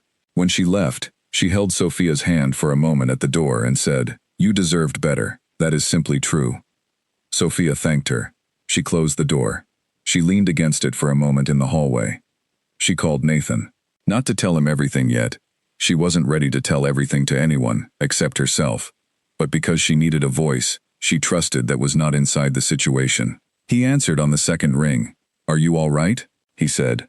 "No," she said, "but I think I will be." There was a short pause. "Okay," he said. "Do you need me to come over?" "No," she said. "I just needed to hear a voice." "I'm here," he said. She stood in her hallway with her phone pressed to her ear and listened to the sound of someone who had always just been there, and felt, for the first time in several days, something she could almost call solid ground. She went to bed. She slept better than she had in a week. In the morning she opened her sketchbook for the first time in months, and sat at her kitchen table and drew nothing in particular. Just shapes. Just color tests. Just the unconscious movement of a hand that needed to make something. She filled 3 pages before she stopped, and looked at what was on them. She had drawn, without planning to, a series of doorways. She looked at them for a long time. Then she closed the sketchbook and made herself breakfast, and went to her studio and worked for 7 hours without stopping. She was very productive. She was always productive when she was processing something real. The next thing she needed to do was have one more conversation with Daniel. Not to punish him, not to prove anything, but because she was the kind of person who needed to ask every question she had before she was done with something, and she was not done yet. She had 2 questions left, maybe 3. She would ask them when she was ready. She was almost ready. She spent the following morning at her studio, which was where she always went when she needed to think, without appearing to think. She opened the project she was in the middle of, a brand identity for a small independent publisher, delicate and interesting work, and she worked at it for 3 hours, with genuine focus, because her mind was capable of running 2 processes simultaneously, the work in front of her, and the larger thing operating underneath. She thought about what Margot had told her, which was essentially everything. The full picture, laid out with the honesty of someone who had decided to stop managing it. She had the complete shape now. The 4 years, the leaving, the 8 months, the gallery, the necklace, the playlist, the face-down photograph, the restaurant, all of it connected, all of it pointing back to a single absence, around which Daniel had built the entire structure of his life after. She thought about something she had read years ago, in a book about grief, not romantic grief specifically, but grief in general, the loss of someone or something significant. The book had said that the most common mistake people made with grief was to treat it as a problem to be solved, rather than an experience to be moved through. That management was not the same as healing, that a person could become extraordinarily skilled at functioning in the presence of an unhealed grief and never understand, from the inside, the difference between that and being well. She thought Daniel was that person. She thought he had been managing since Camille left and had never, in the 2.5 years that followed, moved through it. He had moved around it instead, changing apartments, taking on more work, eventually going to galleries, and meeting women who provided relief from the particular frequency of his loss. She had been the latest and most sustained version of that management. She was not angry about it in the simple sense. She was angry that he had not told her, which was a specific and different thing. She had the right to be told. She had the right to participate in the decision about whether to be with someone who was in that state, rather than having that decision made for her by omission. She wanted to say this to him. She wanted to say, "The problem is not that you were still grieving. The problem is that I did not know." She would say it. She was going to arrange a final conversation, and she was going to say everything she needed to say, and then she was going to close the door completely. In the afternoon, she took a long walk. She went through the park she liked, and along the canal, and through the market street, and back toward the studio, and the whole time she was thinking, carefully and precisely, about what she actually needed from the final conversation. She did not need him to feel worse. She did not need his suffering as evidence of the seriousness of what had happened. She needed to speak, clearly and from her own authority, to say the thing that was true, that she had deserved the full story from the beginning, and that the choice to withhold it had not been his to make alone. She stopped at a bench by the canal and sat down. She looked at the water. She breathed the cold air. She sat there for perhaps 15 minutes, not thinking anymore, just sitting. A man walked past with a small dog that stopped to look at her with the frank, undisguised curiosity of dogs. She looked back at it. The man apologized. She said there was nothing to apologize for. The dog moved on. She sat for another few minutes. Then she stood up and walked back to the studio, and worked for 2 more hours, and then went home, and made dinner, and called Claire, and told her what Margot had said, and Claire listened, and at the end said, "I think you're handling this with more grace than most people could." Sophia said, "I don't think it's grace exactly. I think it's just that I need to understand things before I can feel them properly, and I understand this now." Claire said that was perhaps the same as grace, by a different name. Sophia thought about that for a while after she hung up. She was not sure whether it was grace, but it was hers, whatever it was. She slept well. In the morning she opened her notebook and wrote, very briefly, "I need one more conversation. I will have it when I am ready." She knew she was almost ready. She arranged the meeting herself. She texted Daniel on a Thursday morning, 2 weeks after the cafe, and said she would like to see him, once more, not many more times, once, to ask the things she still needed to ask. She suggested a time, Saturday at noon. She suggested the same cafe. He replied within the hour, and said yes. She spent the 2 days before Saturday writing down her questions. This was not something she told anyone she was doing. She sat at her kitchen table in the evenings, with a plain notebook open in front of her, and she wrote, slowly and precisely, every question she had left. Not to read from during the meeting. She was not going to read from a notebook at him, but because she had found, over the years, that writing something down was the clearest way to understand whether it was truly what she wanted to know. Some questions, when she wrote them out, revealed themselves to be disguised forms of something else. Some revealed themselves to be things she already knew the answer to, and were really just the desire to hear an admission rather than a revelation. She crossed those out. She kept the ones that were genuinely asking something she did not yet understand. By Friday evening, she had a list of 4 questions. Real ones. Things she needed from him that no one else had been able to give her. She arrived at the cafe 10 minutes early. She ordered tea and sat in the same central table and watched the room. Daniel arrived at noon exactly. He came in from the cold, his coat on, and spotted her immediately. He came to the table and sat down across from her. He looked better than he had in the first cafe meeting. Not well exactly, but more pulled together, more like himself. The composure re-established, if still slightly different from normal. He ordered water. He looked at her. "Thank you for letting me have this," he said. "I have questions," she said. "I'm going to ask them. I just want you to answer them as honestly as you can." "Yes," he said. She did not look at the notebook. She had her questions in memory. "The first one," she said. "When you met me at the gallery, was it random? Did you walk up to me by chance? Or was there something you had already noticed that made you choose to come and stand beside me?" He looked at her steadily. He was quiet for a moment. "I had noticed you earlier in the evening," he said. "Before that wall. You were the person in the room who was actually looking at the work. Everyone else was socializing. You were looking. I noticed that. And you chose to stand beside me because of that," she said. "Yes," he said. "Would you have stood beside anyone who was looking at the work in that way?" she said. "Or was there something specific about me?" He considered this carefully. "There was something specific about you," he said. "The way you were standing. The way you were completely still. You were the most contained person in the room." There it was, contained, another word for calm. She had been recognized from across a gallery for the quality that would later become the basis of what he needed from her. She wrote nothing. She moved to the second question.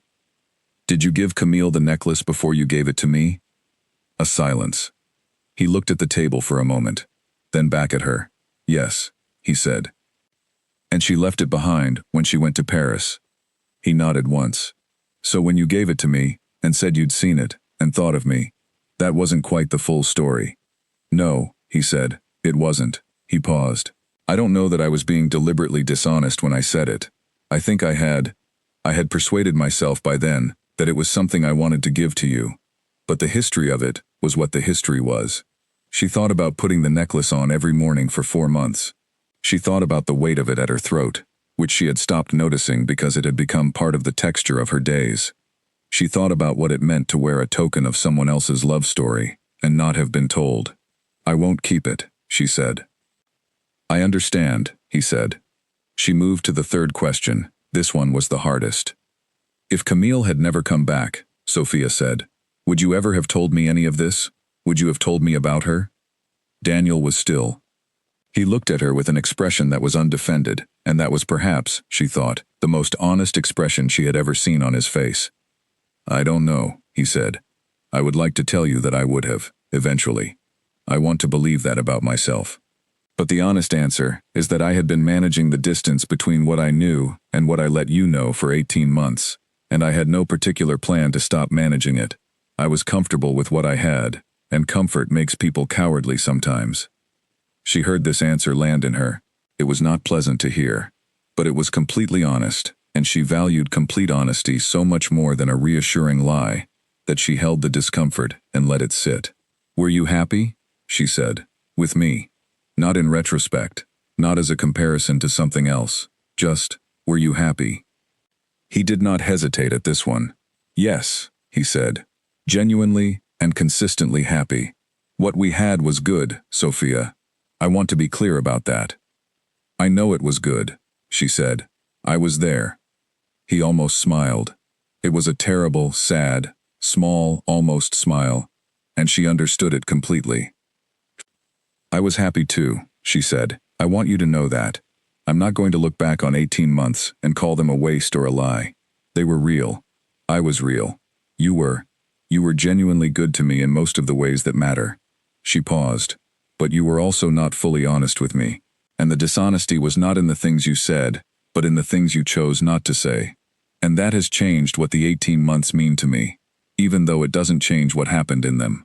He was looking at her now with an expression that was no longer the composure she knew.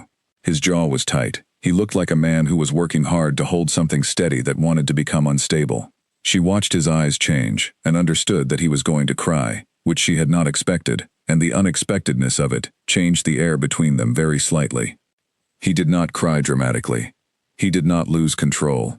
His eyes became bright, and he pressed his lips together and looked down at his hands on the table, and she could see in the line of his shoulders the effort he was making. He was not a man who cried. That was another thing she knew about him, which meant that the tears trying to come were forcing their way through something significant. She did not lean forward to comfort him. She was gentle, but she was also clear about what she needed from this meeting, and what she needed was the truth of it, not a managed retreat from the truth into feeling. She stayed where she was and let him take his moment and waited. He looked up. "I'm sorry," he said, and his voice was steady again, not as a phrase, as, "I am genuinely sorry for the specific things I did and didn't do. I am sorry that I was not honest with you. I am sorry that I let you wear that necklace without explaining it. I am sorry that I said the things I said to you about calmness, as if they were simply compliments and not, as if they weren't also revealing something I should have talked to you about. I am sorry that I built something with you that was partly built on a foundation you didn't know about and couldn't evaluate." She listened to all of it. Then she said, "I accept that." He looked at her.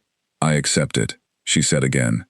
"I'm not going to sit here and tell you it's fine, because it's not fine, and I think you know that. But I accept the apology, because holding on to it doesn't do anything useful for either of us, and because I believe it's real." He exhaled. It was a long, slow breath. He nodded. "What happens now?" he said. He meant, she understood, with Camille. With the rest of his life after this conversation. "That's not for me to ask," she said. "That's yours to figure out." He nodded again. She reached into her bag and brought out the necklace. She had put it in a small velvet pouch from her jewelry drawer. She had taken it off the morning after her conversation with Margot, and not put it on again. She set the pouch on the table between them. He looked at it. He did not touch it. "Take it or don't take it," she said. "But I can't keep it." He picked it up. He held the small pouch in his closed hand for a moment. "Thank you," he said, and she knew he meant something larger than the gesture. She stood up. She pulled on her coat. She picked up her bag. He remained seated, looking up at her. "You were kind to me," she said. "For most of it, you were genuinely kind to me. And I want you to know, I know that. It matters." She paused. "But I also needed to be chosen for who I am. Not for how I make things feel. Not for the absence of difficulty I provided. For myself. And that's what you weren't quite able to do." He was looking at her with an expression she did not know how to name. Not guilt, not grief, but something that contained both, and went further back than either. "I hope," she said, "that you figure out what you actually want, and then go after it clearly, without the wall." She held his gaze for one more moment. Then she turned and walked to the door. Outside, the day was bright and cold. The street was full of people going to their Saturday business, carrying bags and talking on phones and pushing prams, and moving through the city with the easy purposefulness of people who knew where they were going. She stood on the pavement outside the cafe, and let the city move around her. She was not fine. She wanted to be clear with herself about that, because she was the kind of person who sometimes moved too quickly past the truth of a feeling, in the interest of functionality. She was not fine. She had just closed something that had been real and good, and also not what she had believed it was, and the closing of it was going to take time to feel completely. But she was also not broken. She was standing in the bright cold air, on a Saturday afternoon, with her coat buttoned, and her bag on her shoulder, and her questions answered, and the weight of 18 months carried honestly, and she was upright, and she was clear, and she knew what she needed to do next. She was going to be better. She was going to allow herself however long it needed to take, and she was going to be better. She was sure of it. She walked to the tube station. She took the train home. She got off one stop earlier than usual and walked the last 15 minutes through streets she liked, taking the longer route deliberately, letting herself have the cold air and the movement and the particular silence that comes when you have said everything you needed to say, and there is nothing left unfinished. She realized as she turned into her street, profoundly tired. Not the broken exhaustion of someone who has lost something irreplaceable, a different kind of tired. The quieter, cleaner tiredness of someone who has been carrying something heavy for a long time, and has just, carefully and deliberately, put it down. She went inside. She made tea. She sat by the window with it, and watched the street, and did not think about anything in particular. That was enough for now. That was exactly enough. She was home before 3. She made tea. She changed out of her coat, and sat at the kitchen table, and looked at the afternoon light on the wall, and understood that she was in the aftermath now. Not of a loss, exactly. The loss had already happened, had been happening quietly, for the weeks since the Thursday evening, with the open door. But in the aftermath of the accounting, of the thing being fully named and fully seen, and fully completed, she thought about his answer to the 4th question. He had said he was genuinely happy with her, consistently, and without performance. She believed him. That belief did not save the relationship, and was not meant to. She was under no illusion about what was over and why. But it mattered to her that the happiness had been real in both directions. She had not been living in something entirely fabricated. She had been living in something real that was also incomplete, and the incompleteness had come not from lack of care, but from something he had not been able to offer, because he had not finished understanding it himself. She thought about what it would have been like to have known all of this from the beginning. If on their 3rd or 4th dinner Daniel had said, "I need to tell you about someone I loved for a long time who left, someone I haven't finished grieving yet, who I think about more than I show," if he had said that, what would she have done? She did not know. That was the honest answer. She might have walked away. She might have said, "I'm not in a place to be someone's recovery," and left before it cost her anything. Or she might have stayed, knowing the full context, making a real choice with real information. She did not know which she would have done, and that was precisely the point. She had not been given the choice to make. She had been given a carefully curated version of Daniel, with the one thing that would have changed her understanding, hidden behind a wall she had not been permitted to approach. That was the failure. Not his love, not his kindness, not the 18 months of real and genuine care. The failure was the wall, the decision to build it, the decision to maintain it without question, year after year, relationship after relationship, convinced that the present was where he lived, and the past could be separated from it. She had tried, in her own way, to tell him this in the cafe. She had said, "You chose me for a quality, rather than for who I am." She had said, "I needed to be someone's first thought." He had heard both things. She had seen him hearing them. She hoped he would do something with the hearing. She genuinely did. She was not wishing him poorly. She was not interested in his suffering as a form of justice. She wanted him to understand what he had done so that he did not do it again. Not to her, to someone else. Not because the someone else deserved protecting from him, but because he deserved to be honest with himself, and he had been letting himself off that particular hook for too long. She finished her tea. She washed the cup. She went to her sketchbook, which was on the counter, and opened it to the most recent page. She had been sketching loosely for the past week, nothing structured, just letting her hand do what it wanted. She looked at the most recent drawings and recognized, with a quiet feeling she couldn't entirely name, that all of them were doorways again. She had been drawing doorways for weeks, narrow ones, wide ones, ones with light and ones with darkness, ones that were open and ones that were closed.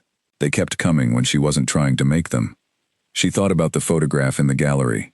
She thought about standing in front of it for 10 minutes and feeling, in the presence of an unnamed feeling, completely at ease. She thought about a man who had come to stand beside her and had said exactly the right thing. She thought about the doorway in the photograph. She had decided, standing there, that the light inside it was real. She still thought so. The light was real. The light had been real through all of it. She had not been wrong to go through the door. She picked up her pencil. She drew one more doorway, narrow, old, with the faintest suggestion of light inside. She looked at it for a moment. She closed the sketchbook. The afternoon was almost gone.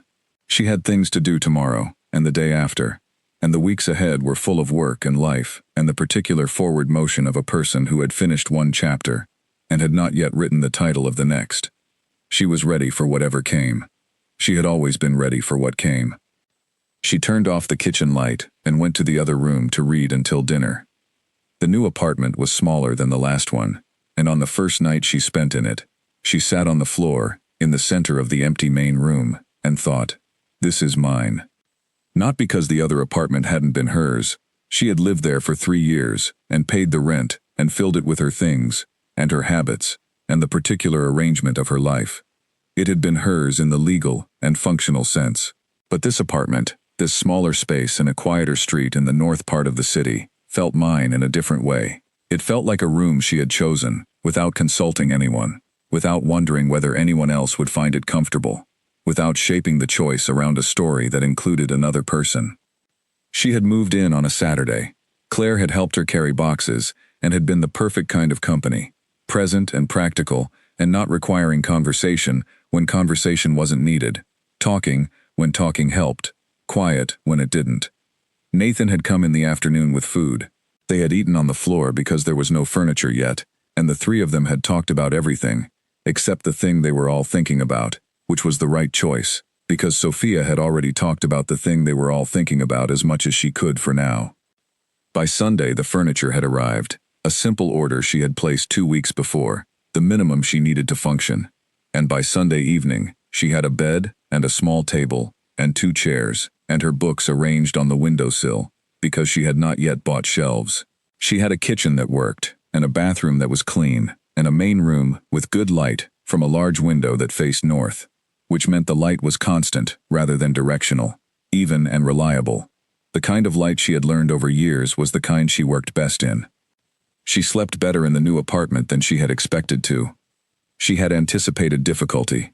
She had prepared for it. She had been honest with herself that the first weeks in a new space, after the ending of something significant, would be uncomfortable, and she had arranged her life around that expectation.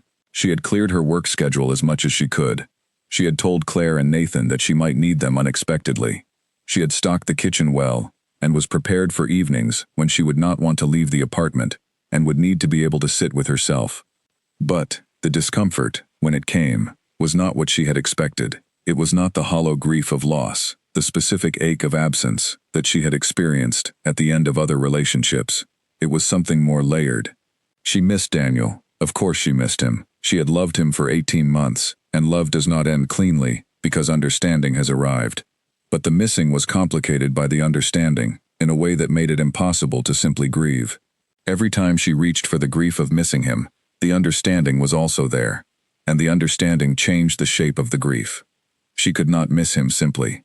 She missed him with asterisks. No, she had been asked not to use that sign.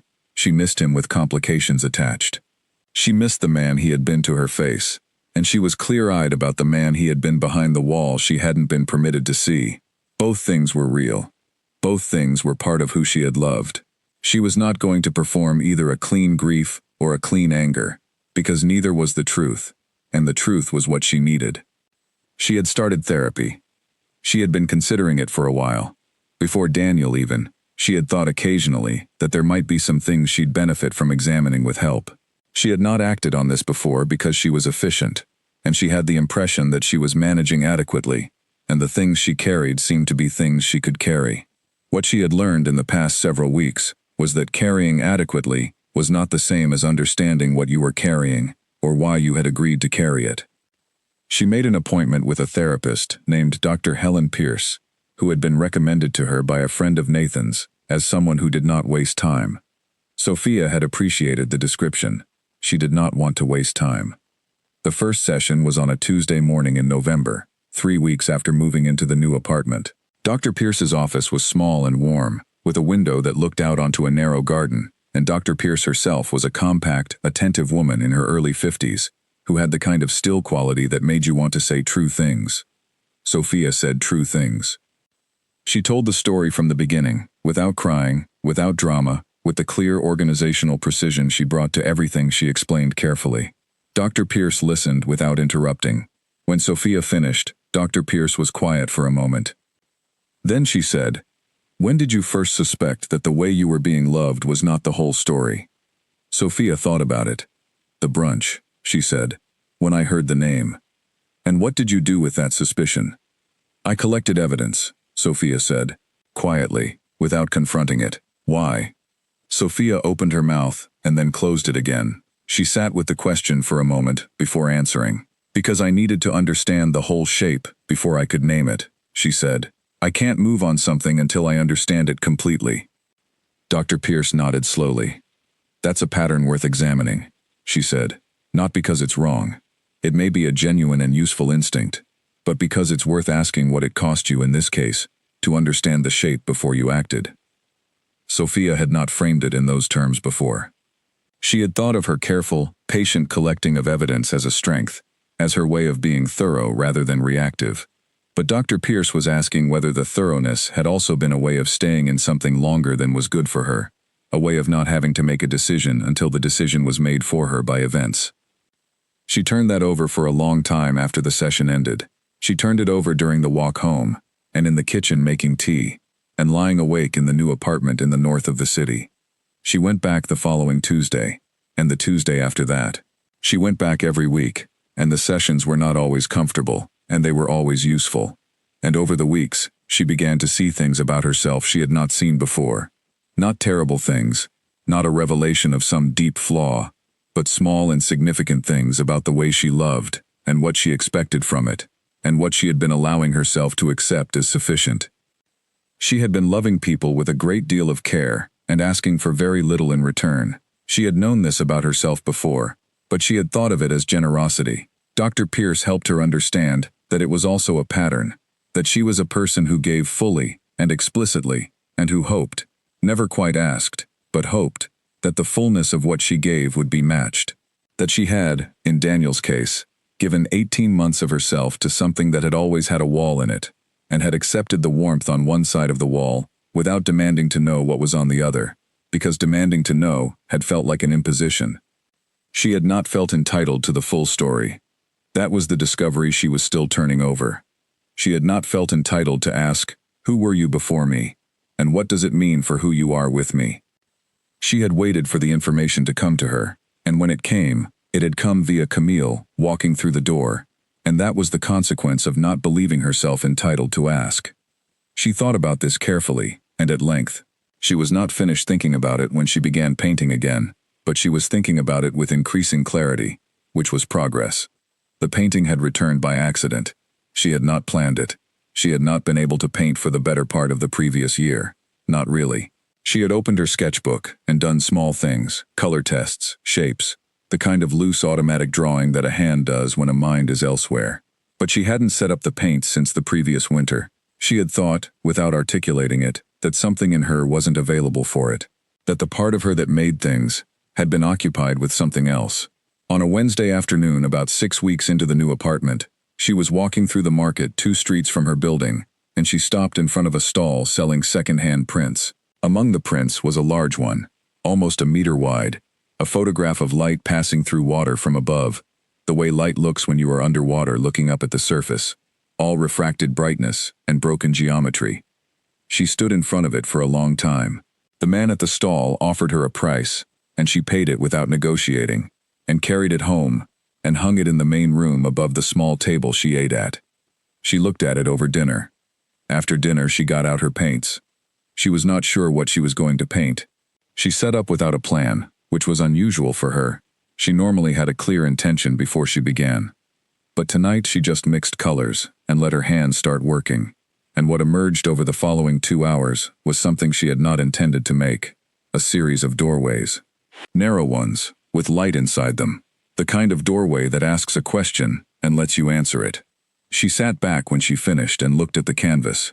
She had not thought about the gallery, or Daniel, or the photograph he had been taking it on the night they met. She had simply made something, and it had come out looking like the beginning of her story, re-examined from the other side. She photographed it and sent it to Claire without commentary. Claire replied with 3 words, "That is everything." In the weeks that followed, she painted more. She made room in the apartment for it, moving the small table to create space, setting up a proper work surface. She painted most evenings and on weekend afternoons, and the act of making things again, of having a part of herself back that had been unavailable, felt like a return that went beyond the studio. She was coming back to herself. She could feel it, gradually, without drama, in the way that real recoveries happen. Not in a single significant moment, but in many small ones. The morning she woke up and reached for her phone, and did not first check to see whether Daniel had texted, because she no longer had the habit of waiting for his messages, and felt, instead of the hollow of absence, simply the particular quiet of a morning she owned entirely. The afternoon she walked past the restaurant in the old city without stopping or turning to look at it. The evening she had dinner with Nathan, and laughed until her sides ached about something entirely unrelated to any of it, and the laughter was real. She was getting better. Not because she had stopped feeling things or had made herself stop, but because she had allowed herself to feel the full weight of what had happened, and had not performed a recovery she didn't have yet. She had given herself the time and the space and the honesty to be actually recovering, rather than looking like she was. Dr. Pierce had said to her, in their 4th session, the difference between women who recover from this kind of experience and women who do not is not resilience in the way most people use the word. It is not bouncing back. It is the willingness to go through the thing completely, rather than around it. Sophia was going through it completely. There were hard evenings. There were evenings when she sat at the window with her tea, and the city outside, and thought about everything she had given to those 18 months, and let herself grieve it fully. Not Daniel specifically, not the man exactly, but the story she had thought she was living. The story in which she had been the first choice. The story in which someone had stood beside her in a gallery and been drawn to her specifically, and not to the quality she provided.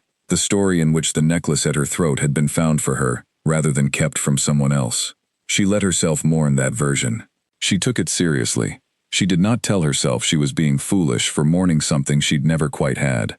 She had believed in it. The belief had been real. The ending of it deserved to be treated as a real ending. And then, having mourned it, she let it go. She did not need to carry it. She needed to understand it, and then carry only the understanding forward, and that was what she was doing. Night by night, week by week, in a small apartment in the north of the city, with good light, and her paints out, and her friends nearby, and a therapist who asked the right questions. She was not done, but she was considerably further than she had been. She was, for the first time in a very long time, looking forward to her own life. The sessions with Dr. Pierce had a quality she had not expected and found difficult to describe to Claire when Claire asked about them. They were not what she had imagined therapy to be. She had imagined something more like a directed excavation, a specialist going into her history and identifying the structures of her damage. Dr. Pierce did not operate like that. She operated more like someone who handed you a lantern and waited to see which direction you walked in. The direction Sophia walked in, session after session, was toward the question of entitlement. Not entitlement in the way the word was usually used, with its connotations of demanding what you were not owed. The opposite, the entitlement to what you were genuinely owed, which Sophia had never quite believed in her own case. She had been a person who gave clearly and expected nothing as explicitly. She had believed this was virtue. Dr. Pierce helped her see that it was also a way of never being disappointed, which was not the same as virtue. It was management. She had managed her own needs for so long that she had lost the ability to name them clearly. She needed to be loved for who she was, entirely and specifically, not for what she provided. She had known this in the abstract way, that all thoughtful people knew things about themselves, without having felt it at the specific level that made it real. She felt it now. She felt it in the way that was necessary for actual change, rather than intellectual awareness. She talked to Dr. Pierce about the necklace. She talked about wearing it for 4 months without knowing its history, and what it felt like to understand that she had been wearing something that carried someone else's story. Dr. Pierce asked, "When you wear something of someone else's history, what does that tell you about the space you occupied in that relationship?" Sophia had thought about it for a long time. Then she had said, "It tells me I was in a space that had already been shaped, that I was placed in it, rather than the space being shaped for me." Dr. Pierce had nodded. She had not said anything else. The silence was the work. The painting was what made the recovery feel real, rather than merely progressing. She had been managing her recovery very well. She knew how to manage things. She came from a long line of effective managers of the self. But managing was not the same as healing, as she had learned from Daniel's example. The painting was the proof that she was not just managing. When you made things, you spent something real. The part of you that made things was not available for performance. It drew directly from whatever was actually happening inside you, not from the organized version you presented to the world. And when her hand moved over the canvas in those November evenings and produced something that surprised her, color combinations she hadn't planned, forms that arrived without intention, she understood that the surprise was the evidence. She was discovering things about herself as she made them. She was not yet finished grieving, but she was already creating, and the two things were happening simultaneously, which was exactly how she had always healed. She showed the doorway painting to Nathan when he came to see the new apartment one evening in December. He stood in front of it for a long time. He was not an art person in the sense of having technical language for it, but he was the kind of person who responded to things genuinely when they landed, without performing a response. He said, "This one gets to me." She said, "Good." He looked at her. "Are you all right?" "Actually all right, not performing all right." She thought about it. "I think I'm all right in the genuine sense," she said. "Some days are harder than others, but I'm in the right place." He nodded. "Good," he said, which was what she had said to him, and the symmetry of it felt exactly right. December moved through its early weeks, and into the darker, colder middle. She worked hard. She had 2 major deadlines before the new year, and she met them both. She went to exhibitions and dinner with Claire, and once, briefly, to a party, where she talked to people she didn't know, and found it easier than she had expected. She was not ready for anything significant with anyone new. She knew this clearly. She was not forcing it. But she was not afraid of rooms full of people. She was not retreating. She was present in her own life, in the specific, full way of someone who has come back to something they briefly lost. She was not fully healed. She would not claim that. Healing was not a state you arrived at and stayed in. It was something you maintained with honesty and attention, and she was doing that. She was watching herself carefully, not with anxiety, but with the particular care she gave to everything she valued. She valued herself.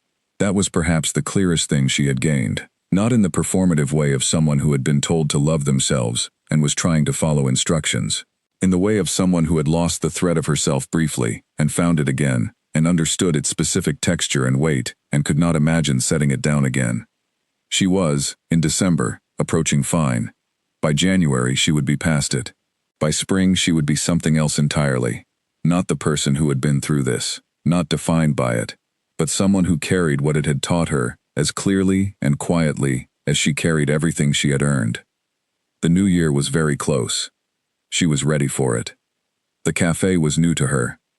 She had found it 3 weeks earlier by walking past it on a route she had never taken before, which was something she had been doing deliberately since moving to the north end of the city, taking different streets, walking in directions without particular destinations, building a new geography from scratch. The cafe was on a corner, narrow but deep, with floor-to-ceiling windows on 2 sides, and a wooden counter along one wall, and small round tables scattered, without any very deliberate arrangement, the way tables get arranged in places that have been open long enough to let people choose where they naturally settle. It smelled of coffee, and wood, and something baked.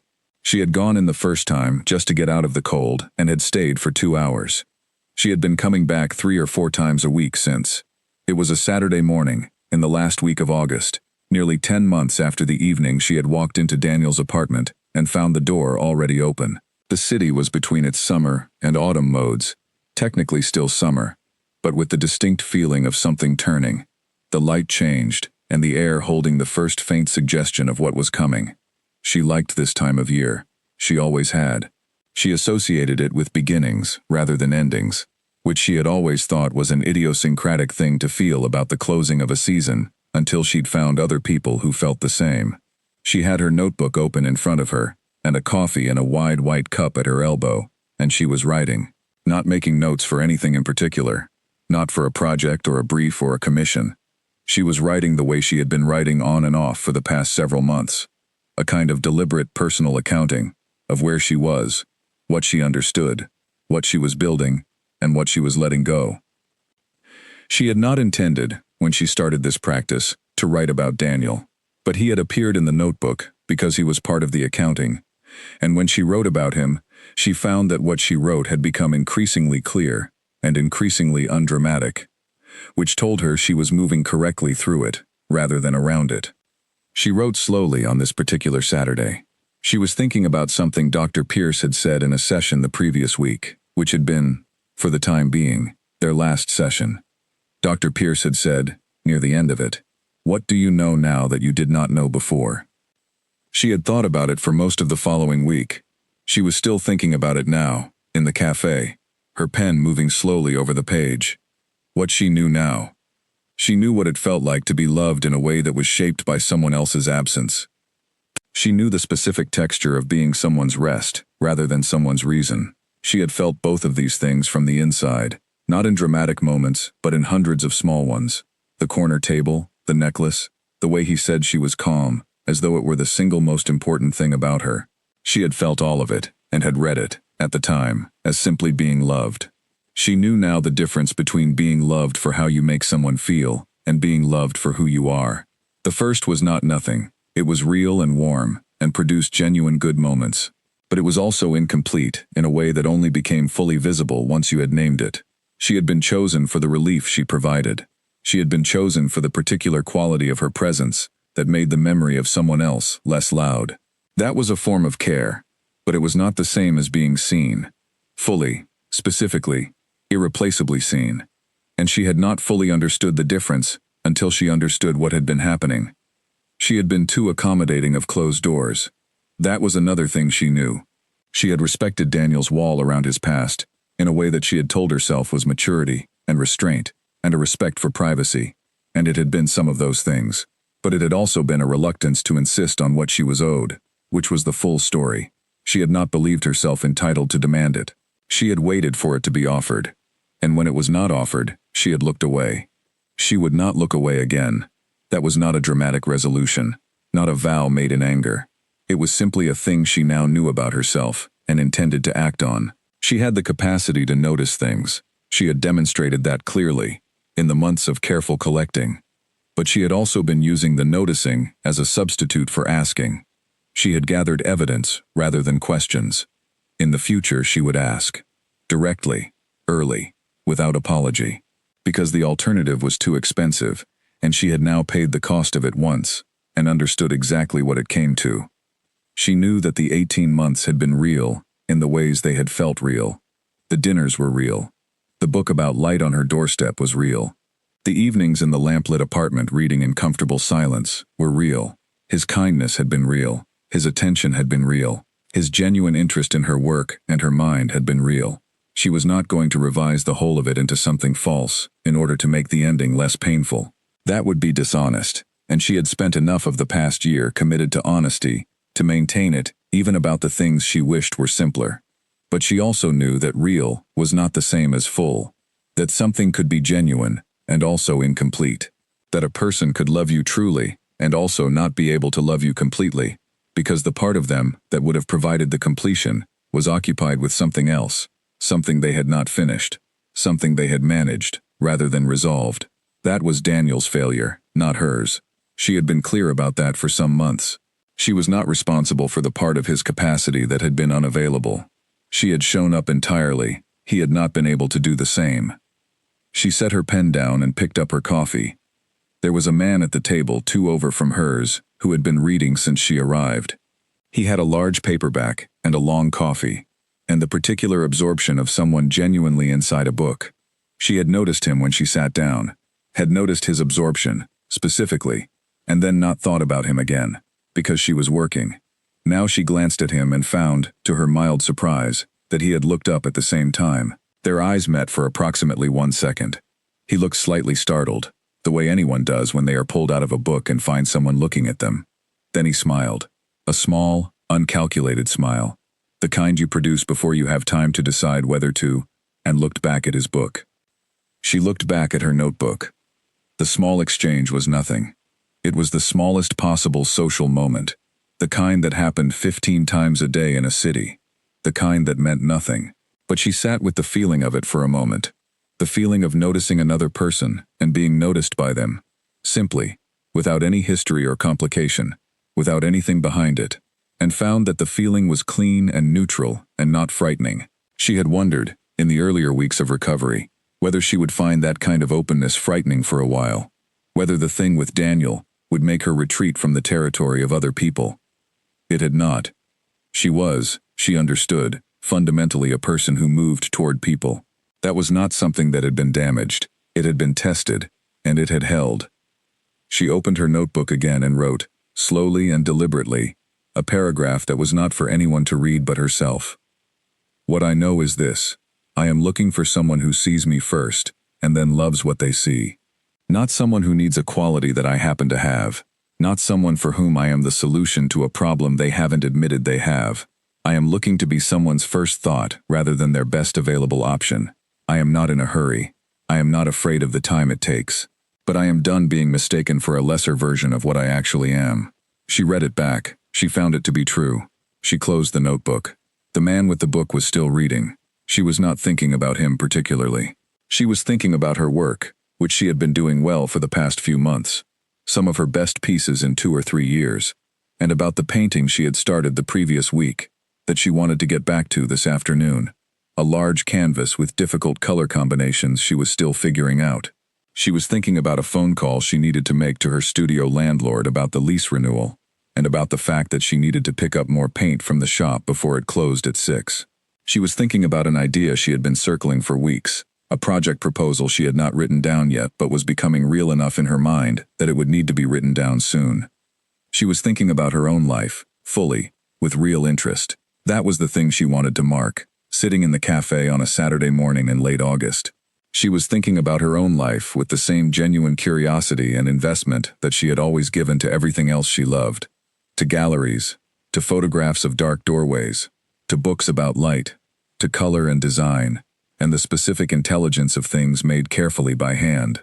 She was bringing that attention to herself now, giving herself the quality of looking she gave everything she found worth looking at. That was new. Not entirely. She had always had self-knowledge of a practical kind, but this was different. This was the full attention. The kind she gave to a photograph when she stood in front of it and let it take the time it needed, rather than moving on. The kind that did not look for quick answers, but was willing to wait for the true ones. She signaled for another coffee. While she waited for it, she opened her notebook to a fresh page and began sketching, loosely, the shapes that were coming to her for the large painting. The color blocks, the way the light was going to move through it, the decision she still needed to make about the space on the right side of the canvas. She worked at it unhurriedly. She was in no rush.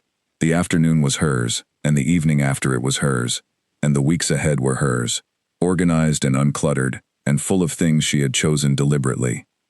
The second coffee arrived. She thanked the person who brought it. She thought about Margot.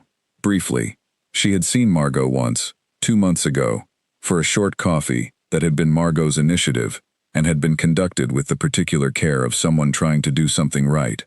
Margot had been kind. Sophia had been kind in return.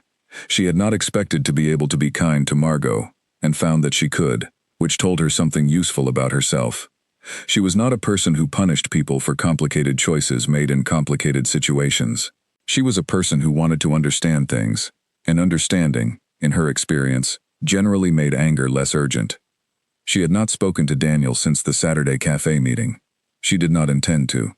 That chapter had been completed with the appropriate care, and she had no desire to reopen it. She wished him nothing bad. She genuinely wished him clarity, the ability to see himself honestly, to stop managing things and actually deal with them. That was not generosity performed for her own image. It was simply what she actually wished. She had loved him for 18 months. The loving left a trace that did not simply evaporate. She had accepted that this was the nature of real feeling. It did not clean up after itself. But she was not waiting for anything from him. She was not carrying anything unfinished. The conversation had closed cleanly, and she was in a different place now. Genuinely. Not just in a different apartment. She worked on her sketch until the notebook page was full. Outside, the August morning moved into afternoon. The cafe filled up and thinned out and filled up again. The man with the book left at some point, and a couple with a large map took his table and then left too. The light through the floor-to-ceiling windows shifted as the sun moved, the way light always shifts in the city when you are sitting still long enough to notice it. Sophia packed her notebook into her bag. She finished her coffee. She put on her coat.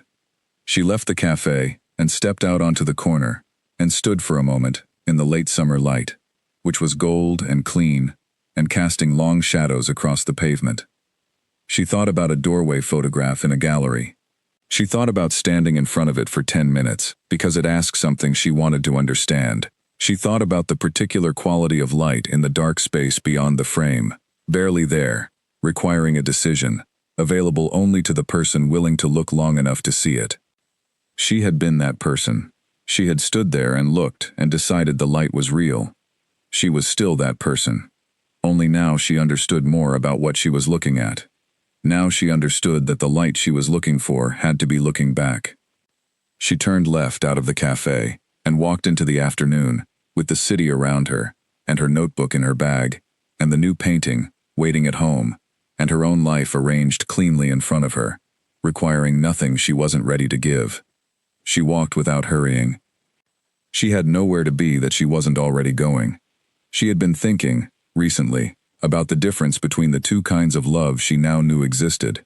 She had experienced one kind, and spent a year understanding it, and arriving at a clear description of the other. The first kind was shaped by need. It was not without warmth. It could be very warm, genuinely warm, with real affection and real attention, and the full presence of someone who was trying to give you something good. But it was generated by what the other person required, not by who you were. It was love you received because you fit a shape that had already been carved by something that came before you. You were loved, but the love was for the fit, not for you. You could have been any number of people with the same quality and been loved in the same way. The love was not specific to you. It was a solution, and you happened to be it. The second kind was different in a specific, essential way. It started with you. With seeing you, your particular face, your particular mind, the specific combination of qualities that was yours alone and that would have been impossible to replicate. It required being looked at rather than assessed. It required being found rather than selected from available options. It required the person doing the loving to want you first and then discover that what they wanted matched who you were, not the other way around, not needing something and then finding someone who supplied it. She had not fully understood this distinction before Daniel. She had thought she understood it, but her understanding had been theoretical, the way you understand a kind of weather you have not yet been caught in. She understood it now in the particular, embodied way of someone who had learned it from the inside. She wrote this in her notebook in the cafe on the August Saturday, slowly and carefully, because it needed to be written precisely. The woman at the next table was reading something on her phone. The coffee machine behind the counter made its sounds. The light through the tall windows was the specific gold of a late summer Saturday, when the afternoon is just beginning to slide toward evening. She wrote, "What I know is that I am done being a solution. I am done being valued for a quality I possess, without being seen underneath the quality. I am looking, when I am ready, for someone who sees me specifically, not someone who sees a quality I carry that they need. Me. The whole arrangement of me." She read it back. She thought it was true. She thought it was the most important thing she had learned. She closed the notebook. She thought about the version of herself who had stood in front of that gallery photograph, the one she had found at the bottom of the bookcase, the one where his eyes were pointed away from her, and she thought about what she wanted to say to that woman. She did not want to say, "You should have known." She did not want to say, "You should have left sooner. You should have asked earlier. You should have forced the door instead of waiting for it to open." She wanted to say, "You were paying attention. You noticed everything there was to notice. You trusted your own instincts, even when you didn't have the vocabulary for what they were telling you.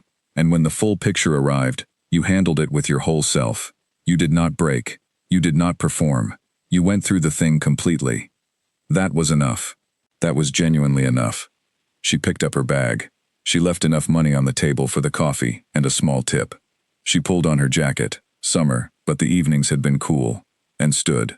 The cafe was busier now than when she had arrived. New people at several tables. The sound of the afternoon moving into its later phase. She stood for a moment and felt the room around her. The warmth of it. The ordinary purposeful life of a Saturday afternoon. People reading and talking and looking at their phones, and being present in their own various ways. She was present. She was here in this cafe, on this afternoon, in this city, with her notebook in her bag, and her own life arranged in front of her, full of work she loved, and friends who were real, and a small apartment, with good north-facing light and paintings on the walls that she had made herself. She was not waiting for anything. She was not holding any door open behind her. She was not pretending to be further along than she was, and she was not pretending to be less far along either. She was exactly where she was, which was further than she had been, and exactly right for now. She stepped out of the cafe and into the street. The city was going about its business, with its usual complete indifference to any individual within it, which was one of the things she had always loved about cities. The indifference was freeing. No one on the street knew what she had been through. No one was tracking her recovery or assessing whether she seemed better. She was simply a woman on a pavement on a Saturday afternoon, and that was more than sufficient. She turned right, which would take her the long way home. She had no reason to hurry. She walked through streets she had discovered since moving to the north of the city, streets that were hers now in the sense that she had learned them through her own feet and her own choices. She passed the bookshop she had found in February, and the bakery she had been going to since March, and the small park she walked through when she wanted air without destination. All of it hers, all of it built by her, over the months, piece by piece. She was doing what she had always done, standing in front of the dark doorway and deciding that the light inside was real. Not looking away, not walking past, not refusing the question. Standing there and making the decision to go toward whatever was inside. The difference now was that she knew what she was looking for when she looked for the light. She knew what it felt like from the outside, and she knew what it had to be worth going toward. She was looking for someone who would see her first. The rest of it, all the warmth and attention and kindness and shared evenings, the rest would come from that, and only from that. She turned into her street. She could see her building at the far end of it. The window of her apartment caught the late light and held it for a moment, reflecting, before the sun shifted, and it was just a window again. She walked toward it. She was going home.